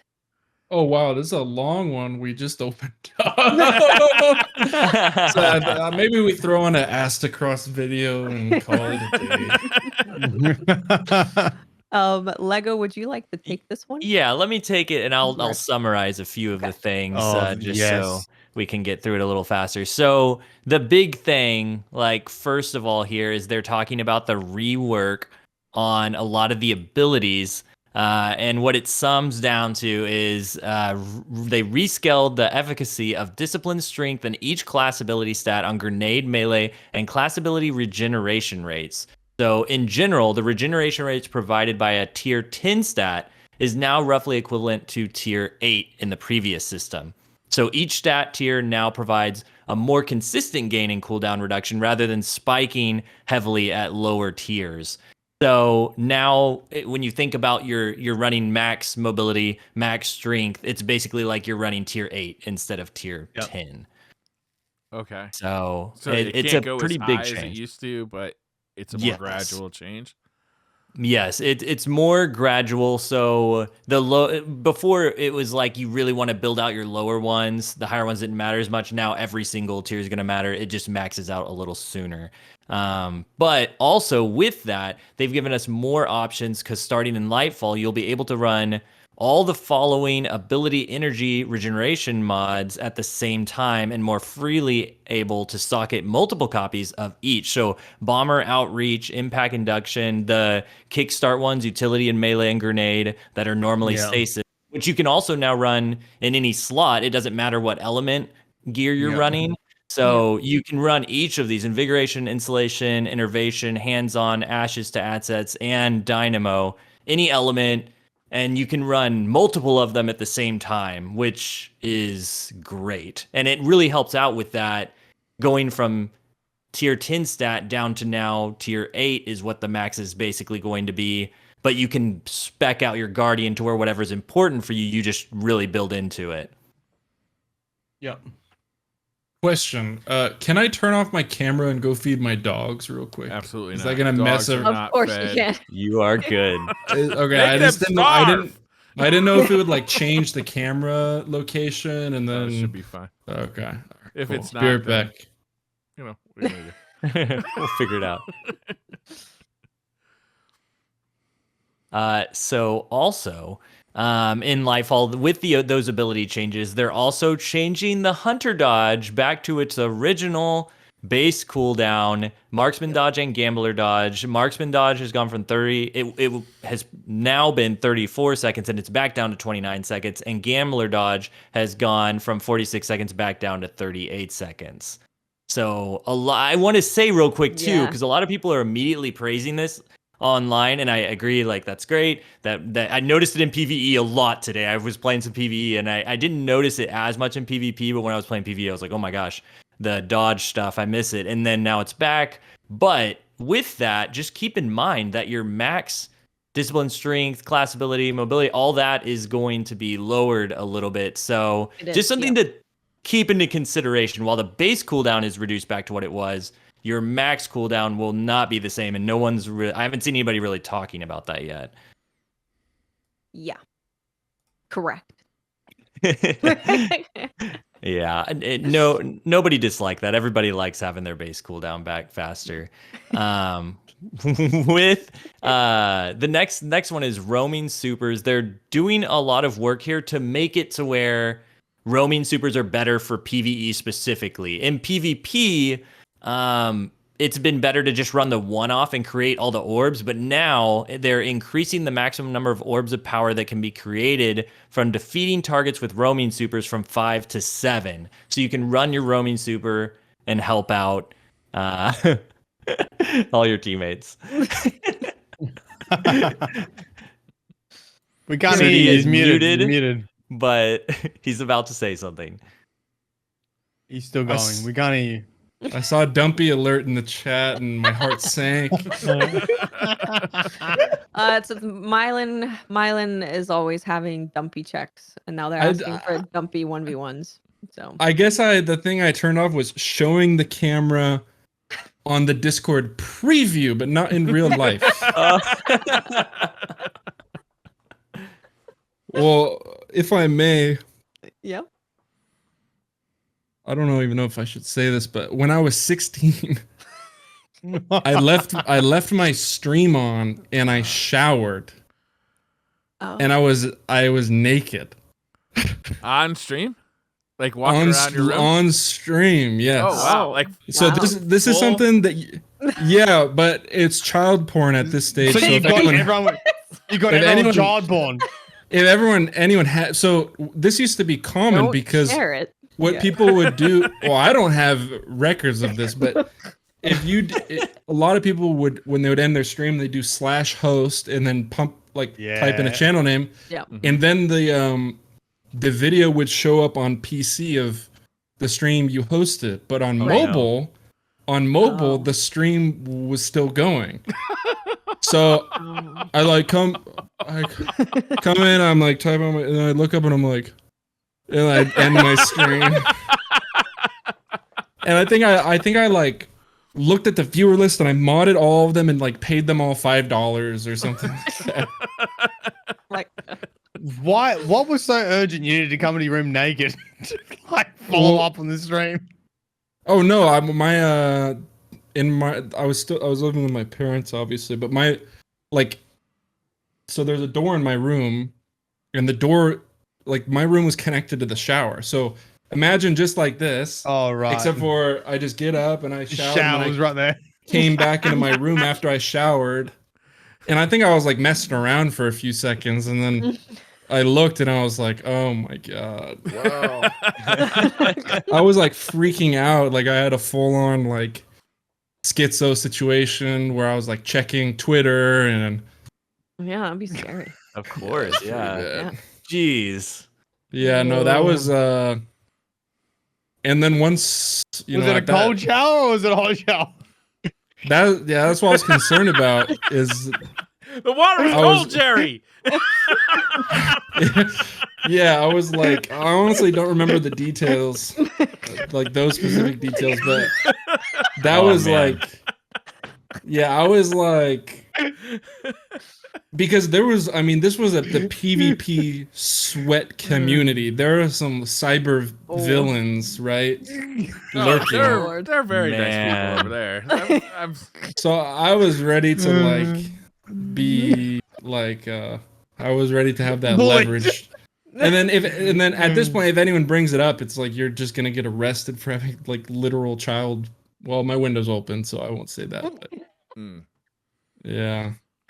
Yeah. I guess I, mean, should yeah, delete that then, huh? And the worst part is one of my friends was in the chat too, and I was like, "Oh, did anyone say anything?" It's like, "No, it's fine." Luckily, at that time, my channel was a lot smaller. If my channel was its current size and that happened, I would be writing a twit longer and disappearing pretty much.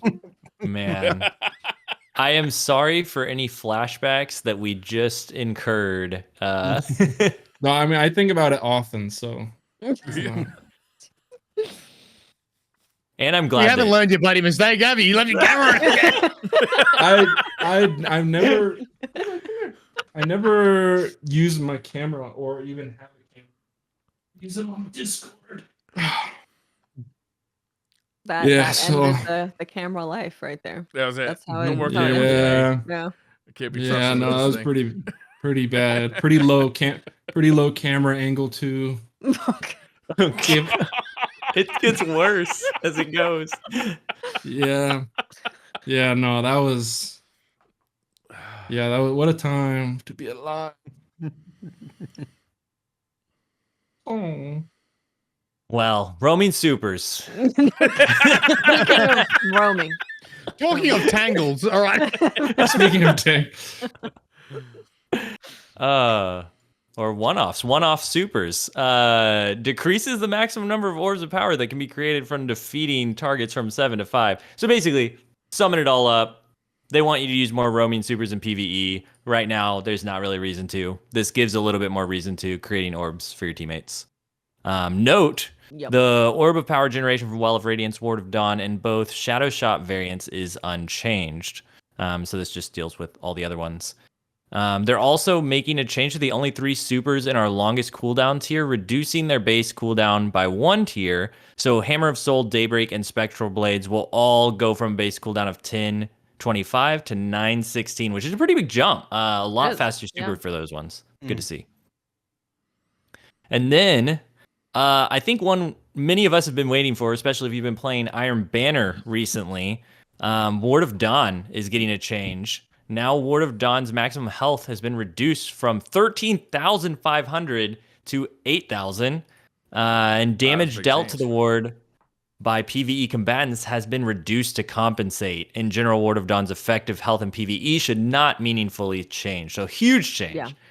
Yeah, that's good. It's good. I'm very glad, obviously, that it's not affecting PvE because we wouldn't want that. But I'm very happy about this after playing a lot of Iron Banner.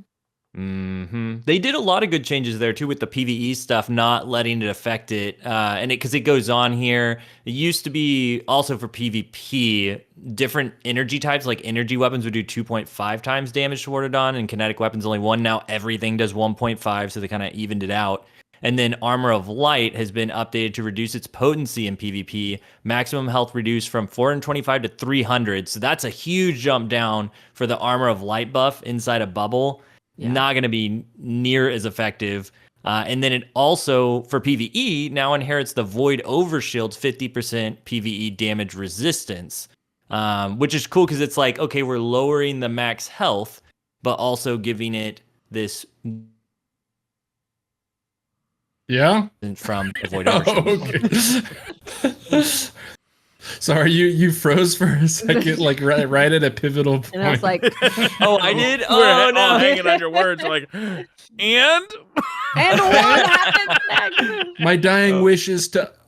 To nerf void overshoot. Okay, yeah, and it no longer negates precision damage. So tons of changes to the void bubble. Yeah, big changes. Good. Let them burn. Good. Good. This next one is more interesting, and I've seen some feedback on it online. People are a little confused. Thunder Crash has reduced its maximum flight from 5 seconds to 4.5 seconds. Reduce the size of damage volume around the player while in flight by 20%, and push it further forward in front of the player to make flyby disintegrations more intentional. Then the descent now begins earlier. Reduce landing detonation size versus players by 20%. That's a big one. Unchanged versus PvE targets, though. And Fist of Havoc does increased PvE damage by 20%. So Thunder Crash just got a big nerf in terms of like your size for hitting people and the size for the actual detonation when you land. Yeah, it's much more Gotcha. targeted and intentional. Mm-hmm. I But guess you can't start it further away. You got to be Yeah. in a better positioning to get the desired effect, I guess. And I mean, obviously, like Fist of Havoc, I can't remember the last time I saw someone use that. Yeah. So I guess they're trying to balance those out a little bit. But I also didn't feel like Thunder Crash was too oppressive either. Like if I got drive-by'd by someone, I was like, well done. You got Yeah, mouse like- skills. exactly. Yeah. I can't do it, but good for you. Yeah, pretty much. And then Spark of Resistance. This was interesting to me. They increased nearby enemy count requirement for activation from 2 to 3, and the reduced linger time after you're no longer surrounded from 4 seconds to 2 seconds. It was super powerful before. You could just have it up so frequently, only needing 2 people. And I think the distance for that, Yeah. believe it's 15 meters. I might need to double check myself there. But that plus only needing 2 people within that space, and then it lasted for 4 seconds once you left those 2 people. That's a long time to have damage resistance. So I was glad to see that brought down. Then Daybreak, super energy cost reduced from 10% to 6.5% per swing, increased PvE damage by 25%. Huge good. Daybreak. Yeah. Yeah, that's very good. And along with that, Phoenix Dive, base cooldown reduced from 82 seconds to 55 seconds. While Heat Rises is active, Phoenix Dive's restoration duration increases from 1 second to 3 seconds. While Daybreak is active, Phoenix Dive cooldown is significantly reduced, allowing for rapid reactivations. And while Daybreak is active, Phoenix Dive's detonation maximum damage increases from 80 to 220. I really like this because when we had to play Warlocks for the charity incentive, Bottom Tree Dawnblade was like the only thing that I really enjoyed. And then when Solar 3.0 came out, they kind of killed Bottom Tree Dawn. Like that playstyle just didn't really exist anymore. And what I always wanted to do with Bottom Tree Dawn was to be able to slam people, to Goomba stomp them while in that super and kill them. Because that just sounds more fun to be in the sky and crashing down on people and killing them. And it looks cool. Mm-hmm. It looks does. freaking cool. It does look cool. Yeah, so you can now cool. jump in the air, pop your super, and then dive on them, and you will probably kill them. Yeah. I'm pumped about that change. Even as somebody who doesn't, I don't run Warlock that much, but like you said, when you do run it and you want to have that fantasy of dodging around, diving down, it's really fun. It looks really cool. Makes for a good movie of the weeks, too. And then after all this, I think this is the important takeaway, other than the beginning there where we can have our abilities more mixed and matched, is the new tools in the arsenal. They're introducing new fragments to use for Arc, Solar, and Void, along with all the Strand stuff. So it's not just like Strand is the only thing that is going to get the new stuff. We're going to get it here as well. So Arc is getting Spark of Intrinsic, and when critically wounded, taking damage from nearby allies emits a burst of damaging arc energy that jolts targets. Seems good. Seems very good, especially because there's a lot of play in the other fragments where something that's jolted will give you something back if you defeat a jolted target. And so you can use this to kind of operate off that if you're a close range player. Then Spark of Haste. You have greatly increased resilience, recovery, and mobility while sprinting. Depending on how much that gives you, that's just that could be you're bad. just- Then this is a fragment, you said? Fragment. Yeah. Yeah.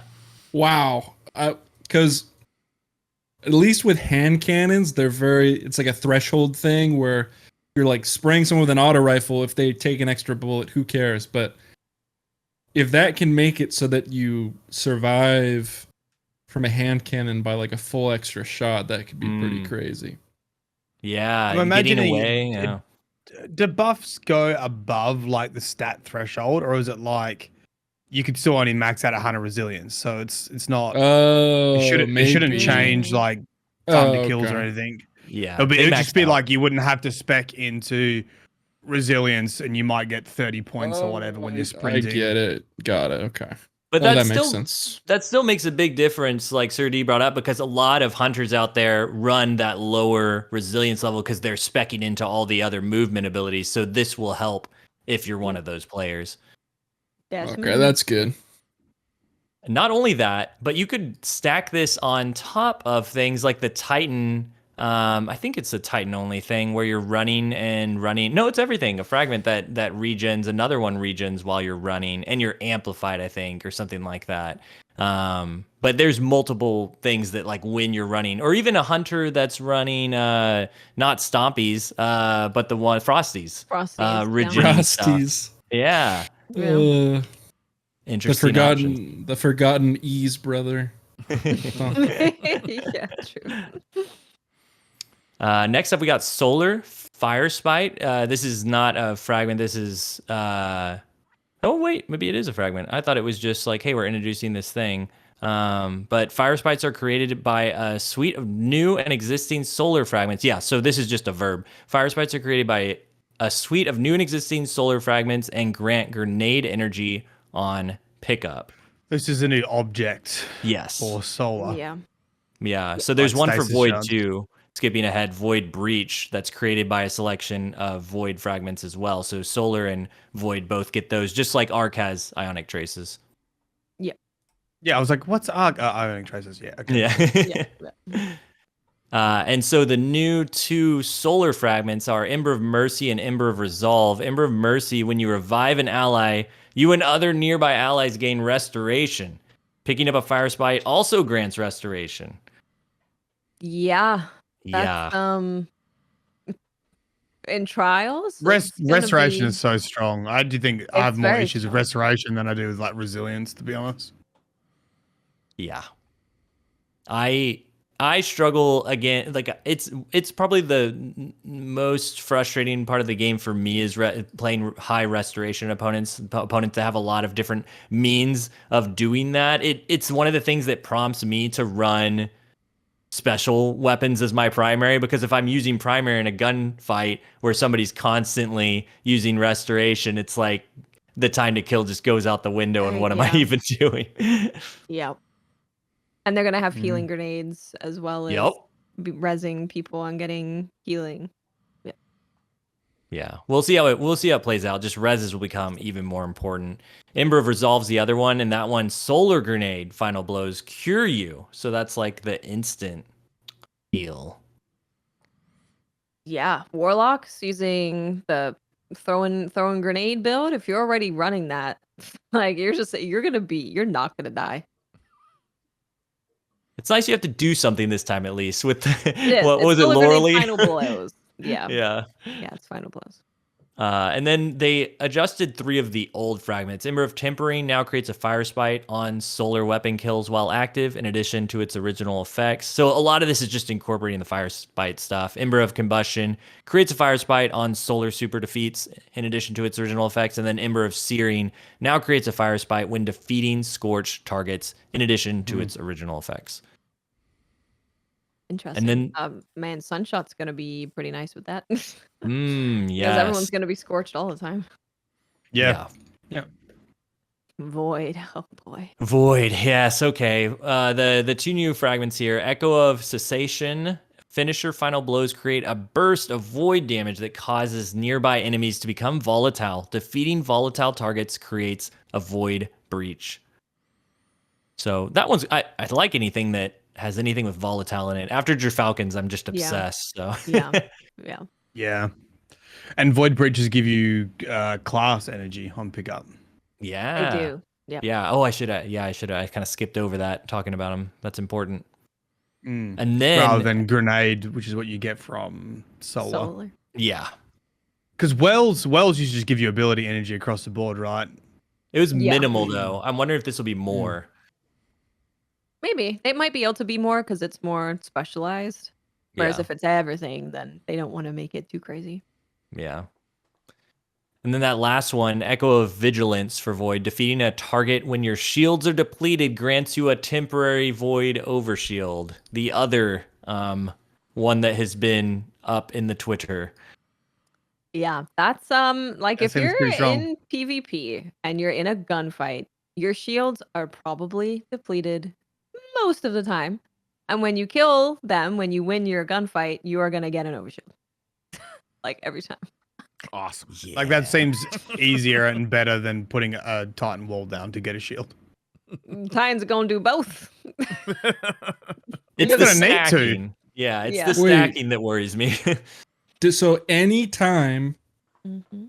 you defeat a target while you're weak, we'll give you an Mhm. overshield. Correct. Yep. Man, this is some cyber terrorism right here.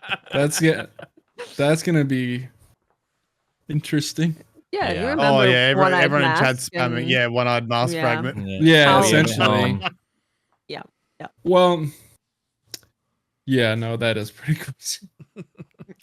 It's when your shields are depleted. So yeah, that's like Which is typically, it's all the time. Any The- encounter. depending Yeah. on your matchmaking, like you will almost always narrowly win gunfights. So that's gonna be Yeah. pretty often.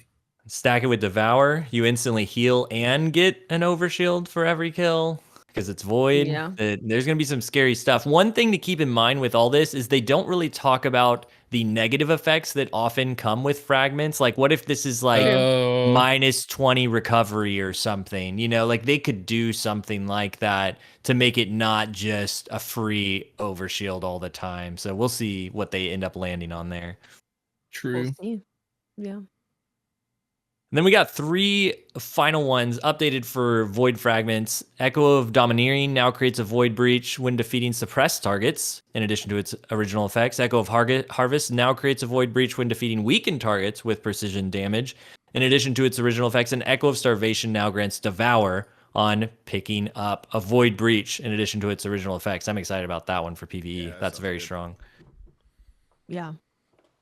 Absolutely. One note on, because I know I just read through a bunch of the different breaches and fire spites, ionic traces we're going to be picking up.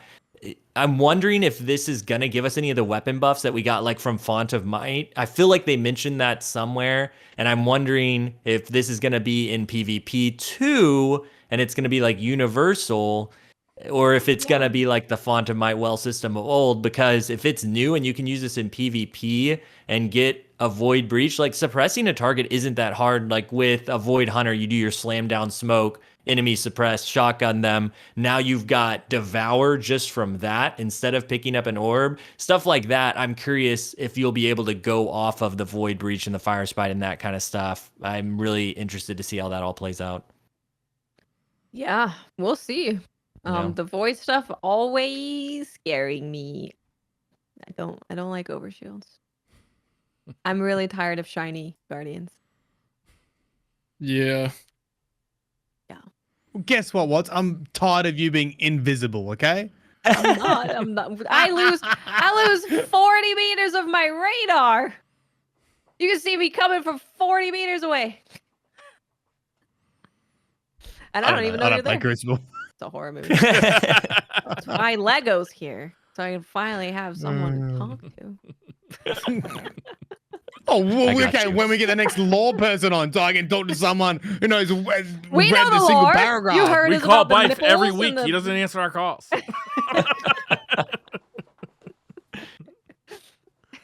You'll be a PvP player when Lightfall comes out and you're playing Trials. Oh yeah. Yeah. Big damage to my mental health. Yeah. We just have the TWAB. The TWAB does not have too much in there. Oh some god, is there important anything in the stuff, TWAB? There's not much. There's not much. Good. Okay. The first thing is absolutely we need to talk about the support for Syria and Yeah. Turkey with Oh, the yeah. earthquake that happened. That's Bungie crazy. is doing something to raise money for efforts over there. You do get an emblem if you give $25 or more. Mm. So get an emblem and save lives. Big Yep. dick move walking around with that emblem. Yup. True. It's the kind of energy about leaving your cam on after a shower. Hot water. After a hot shower. My mind has just been staying there. Because I was thinking about it's so hot in my room right now. Like, would I have taken my pants off just now? Like, you know what I mean? Like, what are the? So now I have the window open. I like the thought is that you take your pants off before the jacket. Right? You You gotta keep the jacket in the hat. because on the chair, like that's the legs is the spot where where things get swampy. True. Yeah, that is true. You need a mesh chair. That's what we've. No, Yeah. I'd rather not. This is the only chair that is Don't ruin this for me, Watch. like I literally have to like to get neck support. I have to use this thing, which goes on top of the chair, but I'm too tall for it, so I have to. It doesn't stay on there. I have to pinch it with my shoulders, so every time I lean forward, it like falls off onto the floor, and I have to. Ugh, How tall are you? 6'4". It's pretty tall. that's solid Yeah. height. Which is funny because like if I was in the NBA and you saw me on TV, I'd look like small, like a little tiny guy, Sure. like But Steph if you're Curry, a I figure think, dancer, if you're a figure skater, you'd look huge. or like a jockey or something. Yeah. Yeah, that's right. Massive. That dude better get off and carry that horse. Because I think like Steph Curry looks kind of small, right? He's the How same height Yeah. as me. How tall is he? He's okay. He's like 6'4". Yeah, he might be 6'3", but I mean, same Happens all the thing. time. We see people and you're like, man, it must be tiny. And you're like, oh, never mind. Or like if you see people in real life at a convention, you've only seen like this, like the face Oh, yeah. cam. Right. Like sometimes you're like looking down, and you're like, oh, it's almost like their face is photoshopped onto this little body. You're like, oh, I didn't. Oh, okay, I didn't know. Or they'll be like massive, and then it looked like their body's all stretched out. Have you ever noticed that like actors, when you see them like a full, like a zoomed out shot of a lot of actors, their heads are like way bigger proportionally than the rest of their bodies? Because they're so much Mm. smarter than us. You nailed it. Obviously. Big brain. Yeah. Big brain. I'm always surprised though when I see actors. They're always got like huge heads on like little bodies. They're always Yeah, It's how I they agree. convey the emotions so well. 'cause Yeah. they're like, yeah. massive. Yeah. More space for emotions. Was there anything else in the TWAB? There was that latency thing. There was the latency. Yeah, so I can read this pretty fast. We started investigating a new latency issue earlier this season. The end effect you would see is one or more players standing against a wall or not taking damage for several seconds. This still happens, by the way. They did not eradicate all lag ever, but there was a thing happening that they couldn't control, basically. Yeah. After learning this could even happen in private matches, we were able to eliminate the new matchmaking changes as a possible cause. We then looked at new features as the possible culprit, and after ruling those out, we started looking at external sources. So Valve has constantly been making improvements to its Steam Datagram Relay service to provide safe, high-quality Destiny 2 connections. In this case, they found new relays which were not configured properly and severely impacted network quality between players during peak hours. The problematic relays were taken offline at 3 p.m. last Friday, pending a more thorough investigation, and this appears to have resolved the immediate issue for players. And then they have a little. So it was little only PC rant. that was happening on. No, because they use the SDR. They use that to hide Everything, do they? IP address. Yeah, that's how Oh, right. they kind of stopped the Mm. whole DDoSing thing. Oh yeah, that was a pain in the neck, huh? Yeah, Damn, that was it's been a long road, hasn't it? Oh man. What an insane problem though that they had to deal with it, because they went through every single one of the changes they made and then went even further than that. And they even say at the end there something about they actually found more bugs that they didn't even realize were there that they're able to fix now because they dug so deep trying to fix this one. Yeah. So pretty bravo, Bungie. That sounds insane. Yeah. Improved network absolutely. quality is always welcome. Yes, please. And what? So was it just happened to be in timing with Iron Banner? There was a big old spike with Iron Banner. Yeah, there is. So that's just coincidence, or is it more because player population was then impacting with the SDR? Because yeah, they said peak hours, so maybe it would make Yeah. more peak hours because So more people are playing Iron Banner. on the surface, it seemed like that was Iron Banner was just completely balked with their matchmaking. I Sure wonder, did. maybe those servers, the affected servers only spooled up when player population was super high. Yeah. Okay. Maybe it was bogged down by all of the bad connection reports flowing in from Iron Banner, like overflowed their system. The other thing is they have confirmed that they have upgraded or updated the glows. So the armor glows, the finisher glows when it's to do with your subclass. So any armor that changes color based on subclass, finisher that changes color, ghost projection that changes color, those have all been updated. Cool. So you can bet. have your green armor. This is something I'm very happy about because I wear Yeah. the hunter helmet with the horns like all the time. And having green horns was something that I've always wanted. So now I'm happy. It's cool they addressed it Everything's beforehand too, because previously this was the kind of thing that they'd fix later. They'd be like, "Oh, well, let's get the content out, and then we'll fix the way these other items look and adjust to the new thing." And they're like, "Nope, we got you." Yeah, I'm very happy to hear that. The other thing that they have done is they've made sure that all of these following things are going to work with Strand. So elemental capacitor, osmosis, explosive payload, dragonfly, cluster bombs, chain reaction, chromatic fire, mantle of harmony, bombardiers, Verity's brow, Felwin's helm, and more as a possibility in the future post-launch. I'm very excited to know what bombardiers are going to do. We Me dodge on the too. floor and you leave a little bomb. What is that? Is it going to suspend them? An egg. Ooh, if it No, it's gonna suspends it's them, gotta be An a egg. threadling. it's gotta It's gotta be a be. threadling, surely. I feel like Threadling's too. Well, yeah, I guess Threadling. Yeah, that makes sense. I was thinking Or in my head Tangle, the other maybe. thing.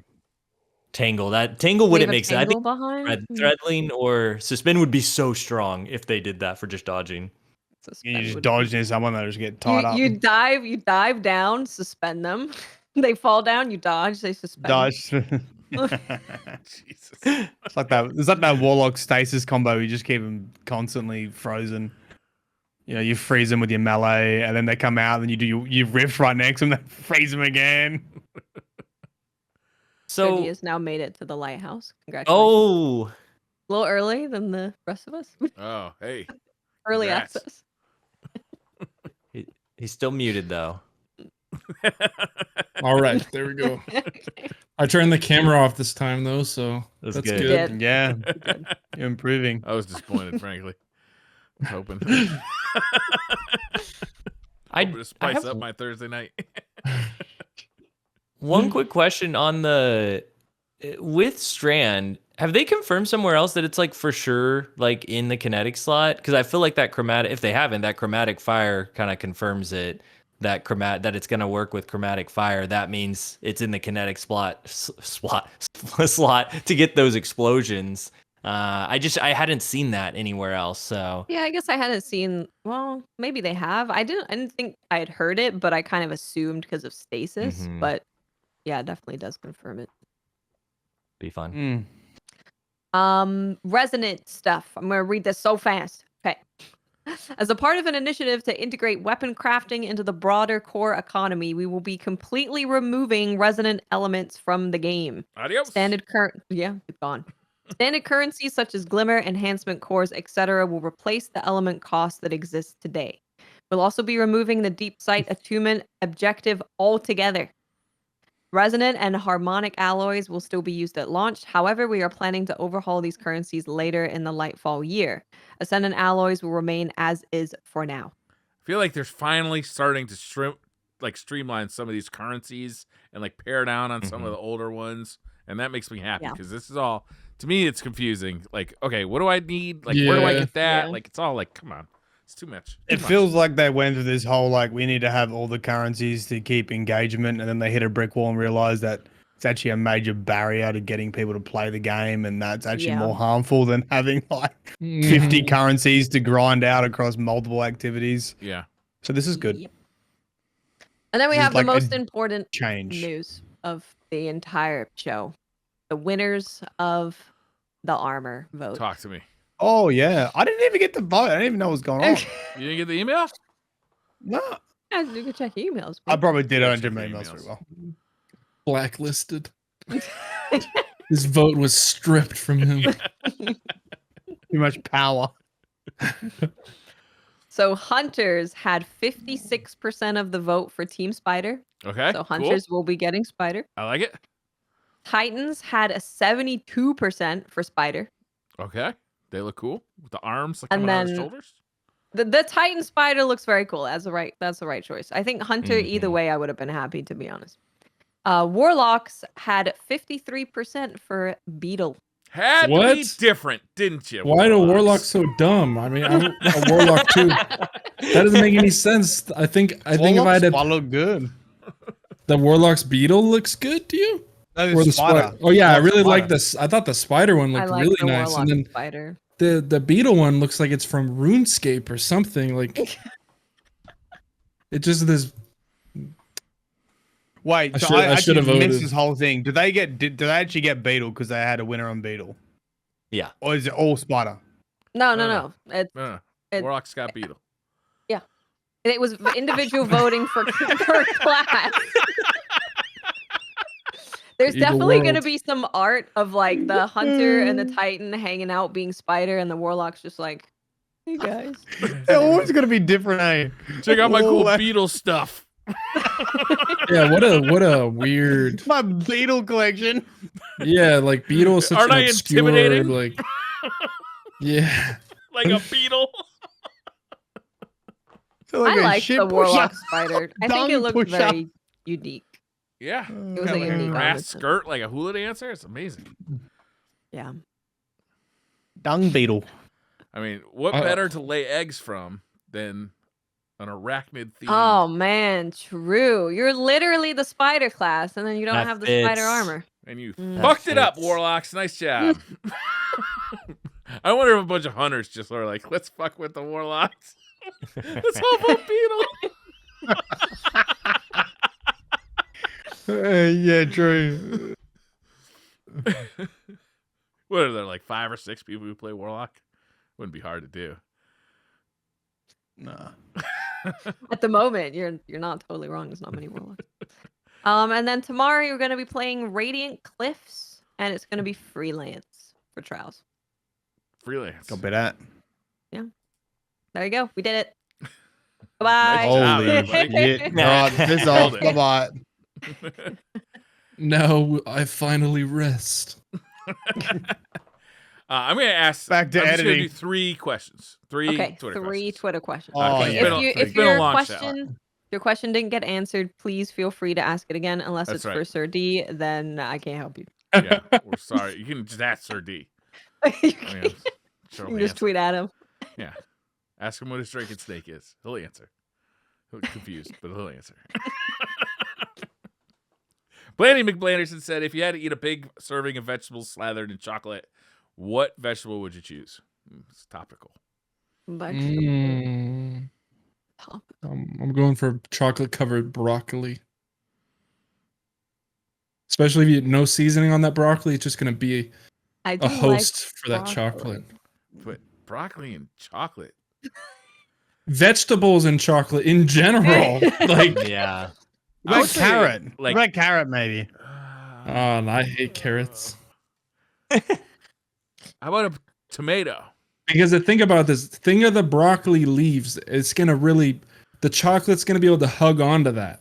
With the carrot, you're just gonna kind of get a thin layer. But if you dip that broccoli head in chocolate, it's How gonna about cauliflower? grab. Cauliflower doesn't Or- taste like You're not anything. painting with it. You're eating it. No, but it's gonna grab a lot of the chocolate, is what I'm saying. Like, You're gonna sponge it up. you know what I mean? Yeah. So it'll only taste of chocolate because it's Exactly. yeah. Yeah, cucumber's probably what I go with. Yeah, I think Cucumber, that's not good. bad. That's pretty good. It's like Yeah, water that's a and good one. chocolate. Yeah. Imagine just Watered like down seeing a person in real life eating a chocolate covered vegetable. like no clue what planet they're on. The Omega 222 says, as a warlock, would you rather have 1 to 3 large threadlings that fight with you, but you have to build up, or 7 to 10 little ones that can respawn quickly?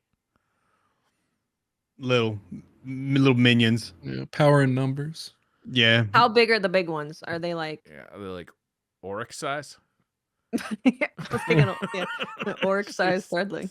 Stomping around. Give me the big ones. Give me the big ones. Yeah. I just think PvP, what's more terrifying, having 2 big targets, Yeah. wandering towards you, or like 7 mini spiders? Yeah, Yeah, they'd be harder to hit too. Mm. it's true. Little things are often fast, agile. What I mean, the big one could be fast too. You don't know. Yeah, imagine if it's like the size of like Tidal, and like you come around the corner in the Crucible and it's like right there. Like, sounds great. I've always been pretty tall, and I remember on my baseball team when I Brag was about like it. 10. Jeez. No, well, I You was get it. gonna say You're tall. tall versus small. There was this kid who was like really short, Mm-hmm. and he was like really self-conscious, and so he was bragging about how like if there was a fire and there was only a small exit that like I would die and he would be able to escape. Stuck Like, in this theoretical, perfectly sized fire exit. yeah, I was like, what? Okay. Don't turn your back on this dude.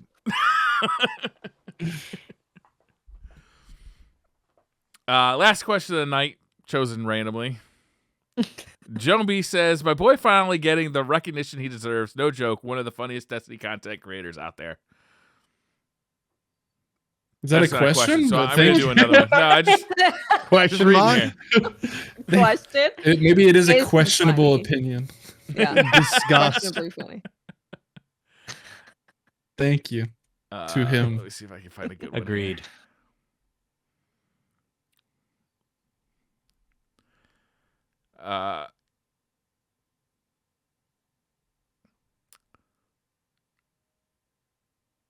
Got to put the eyes Hugo on. Rune bro. 79 says, would you rather team up with Cade 6 and repel an alien invasion armed only with an egg whisk, or team up with Ikora and take on the Daleks armed with only a large spatula?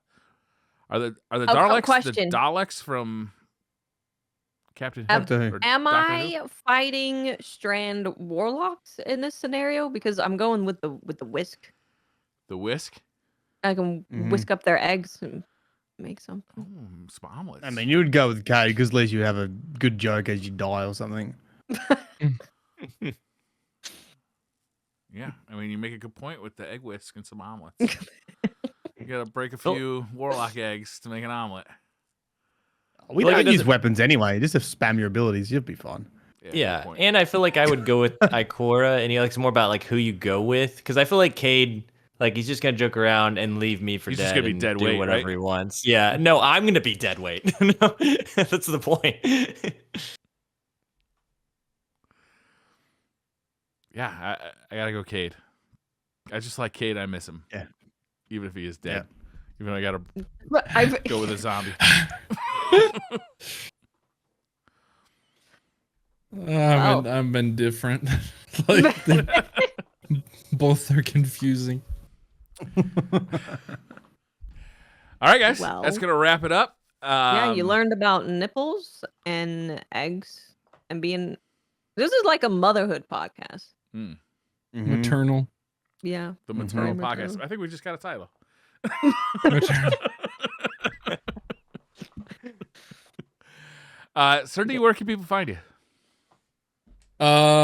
Twitter, Twitch, YouTube, everything is just Sir Demetrius. How do you spell that? D-I-M. Dimetrious. Oh, just like it sounds. No, I think it's spelled incorrectly. Like Oh. like to Russian standards. Like Okay. it's not Oh. like it's supposed to be, I think, Dimetrius or something. Oh. So no one ever spells it correctly. Or nobody spells it correctly to how I have it. At least you didn't put any numbers in it. Because people are like, oh, dude, my name's Demetrius, but I only made the name because I thought it sounded dumb. Like, me and my brother would just do like a title like Sir or Doctor or Mister, and then we just put like a name that we thought sounded goofy.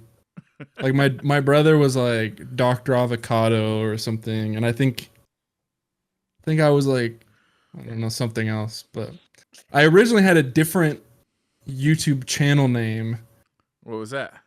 I can't even say it without cringing. Come on. I feel You like I've shared got to so type much. it. It's not time to stop now. It's pretty bad. I just typed it. we allowed this? Nova Born Gaming. And I had it for a year. So going into Taken King, I still had that as my YouTube channel name. Oh. And then I met my girlfriend at the time, who's now my wife. And I said, oh yeah, I make YouTube videos. She found it. And I was so embarrassed by the name that I changed it to Sir Demetrius. On the spot. Nice. Like instantly. Like it was a You've got a video from 8 years ago called Novaborn, a throwing knife montage. Yeah, and what I used to do is like my definition of montage was like play one game and put every single time something happened. So they weren't even like good. It was just like whatever There I was had. a kill. Yeah, like montages to me was just like taking 2 or 3 games and then putting all the kills in one. Yeah, I probably got some pretty bad stuff on there.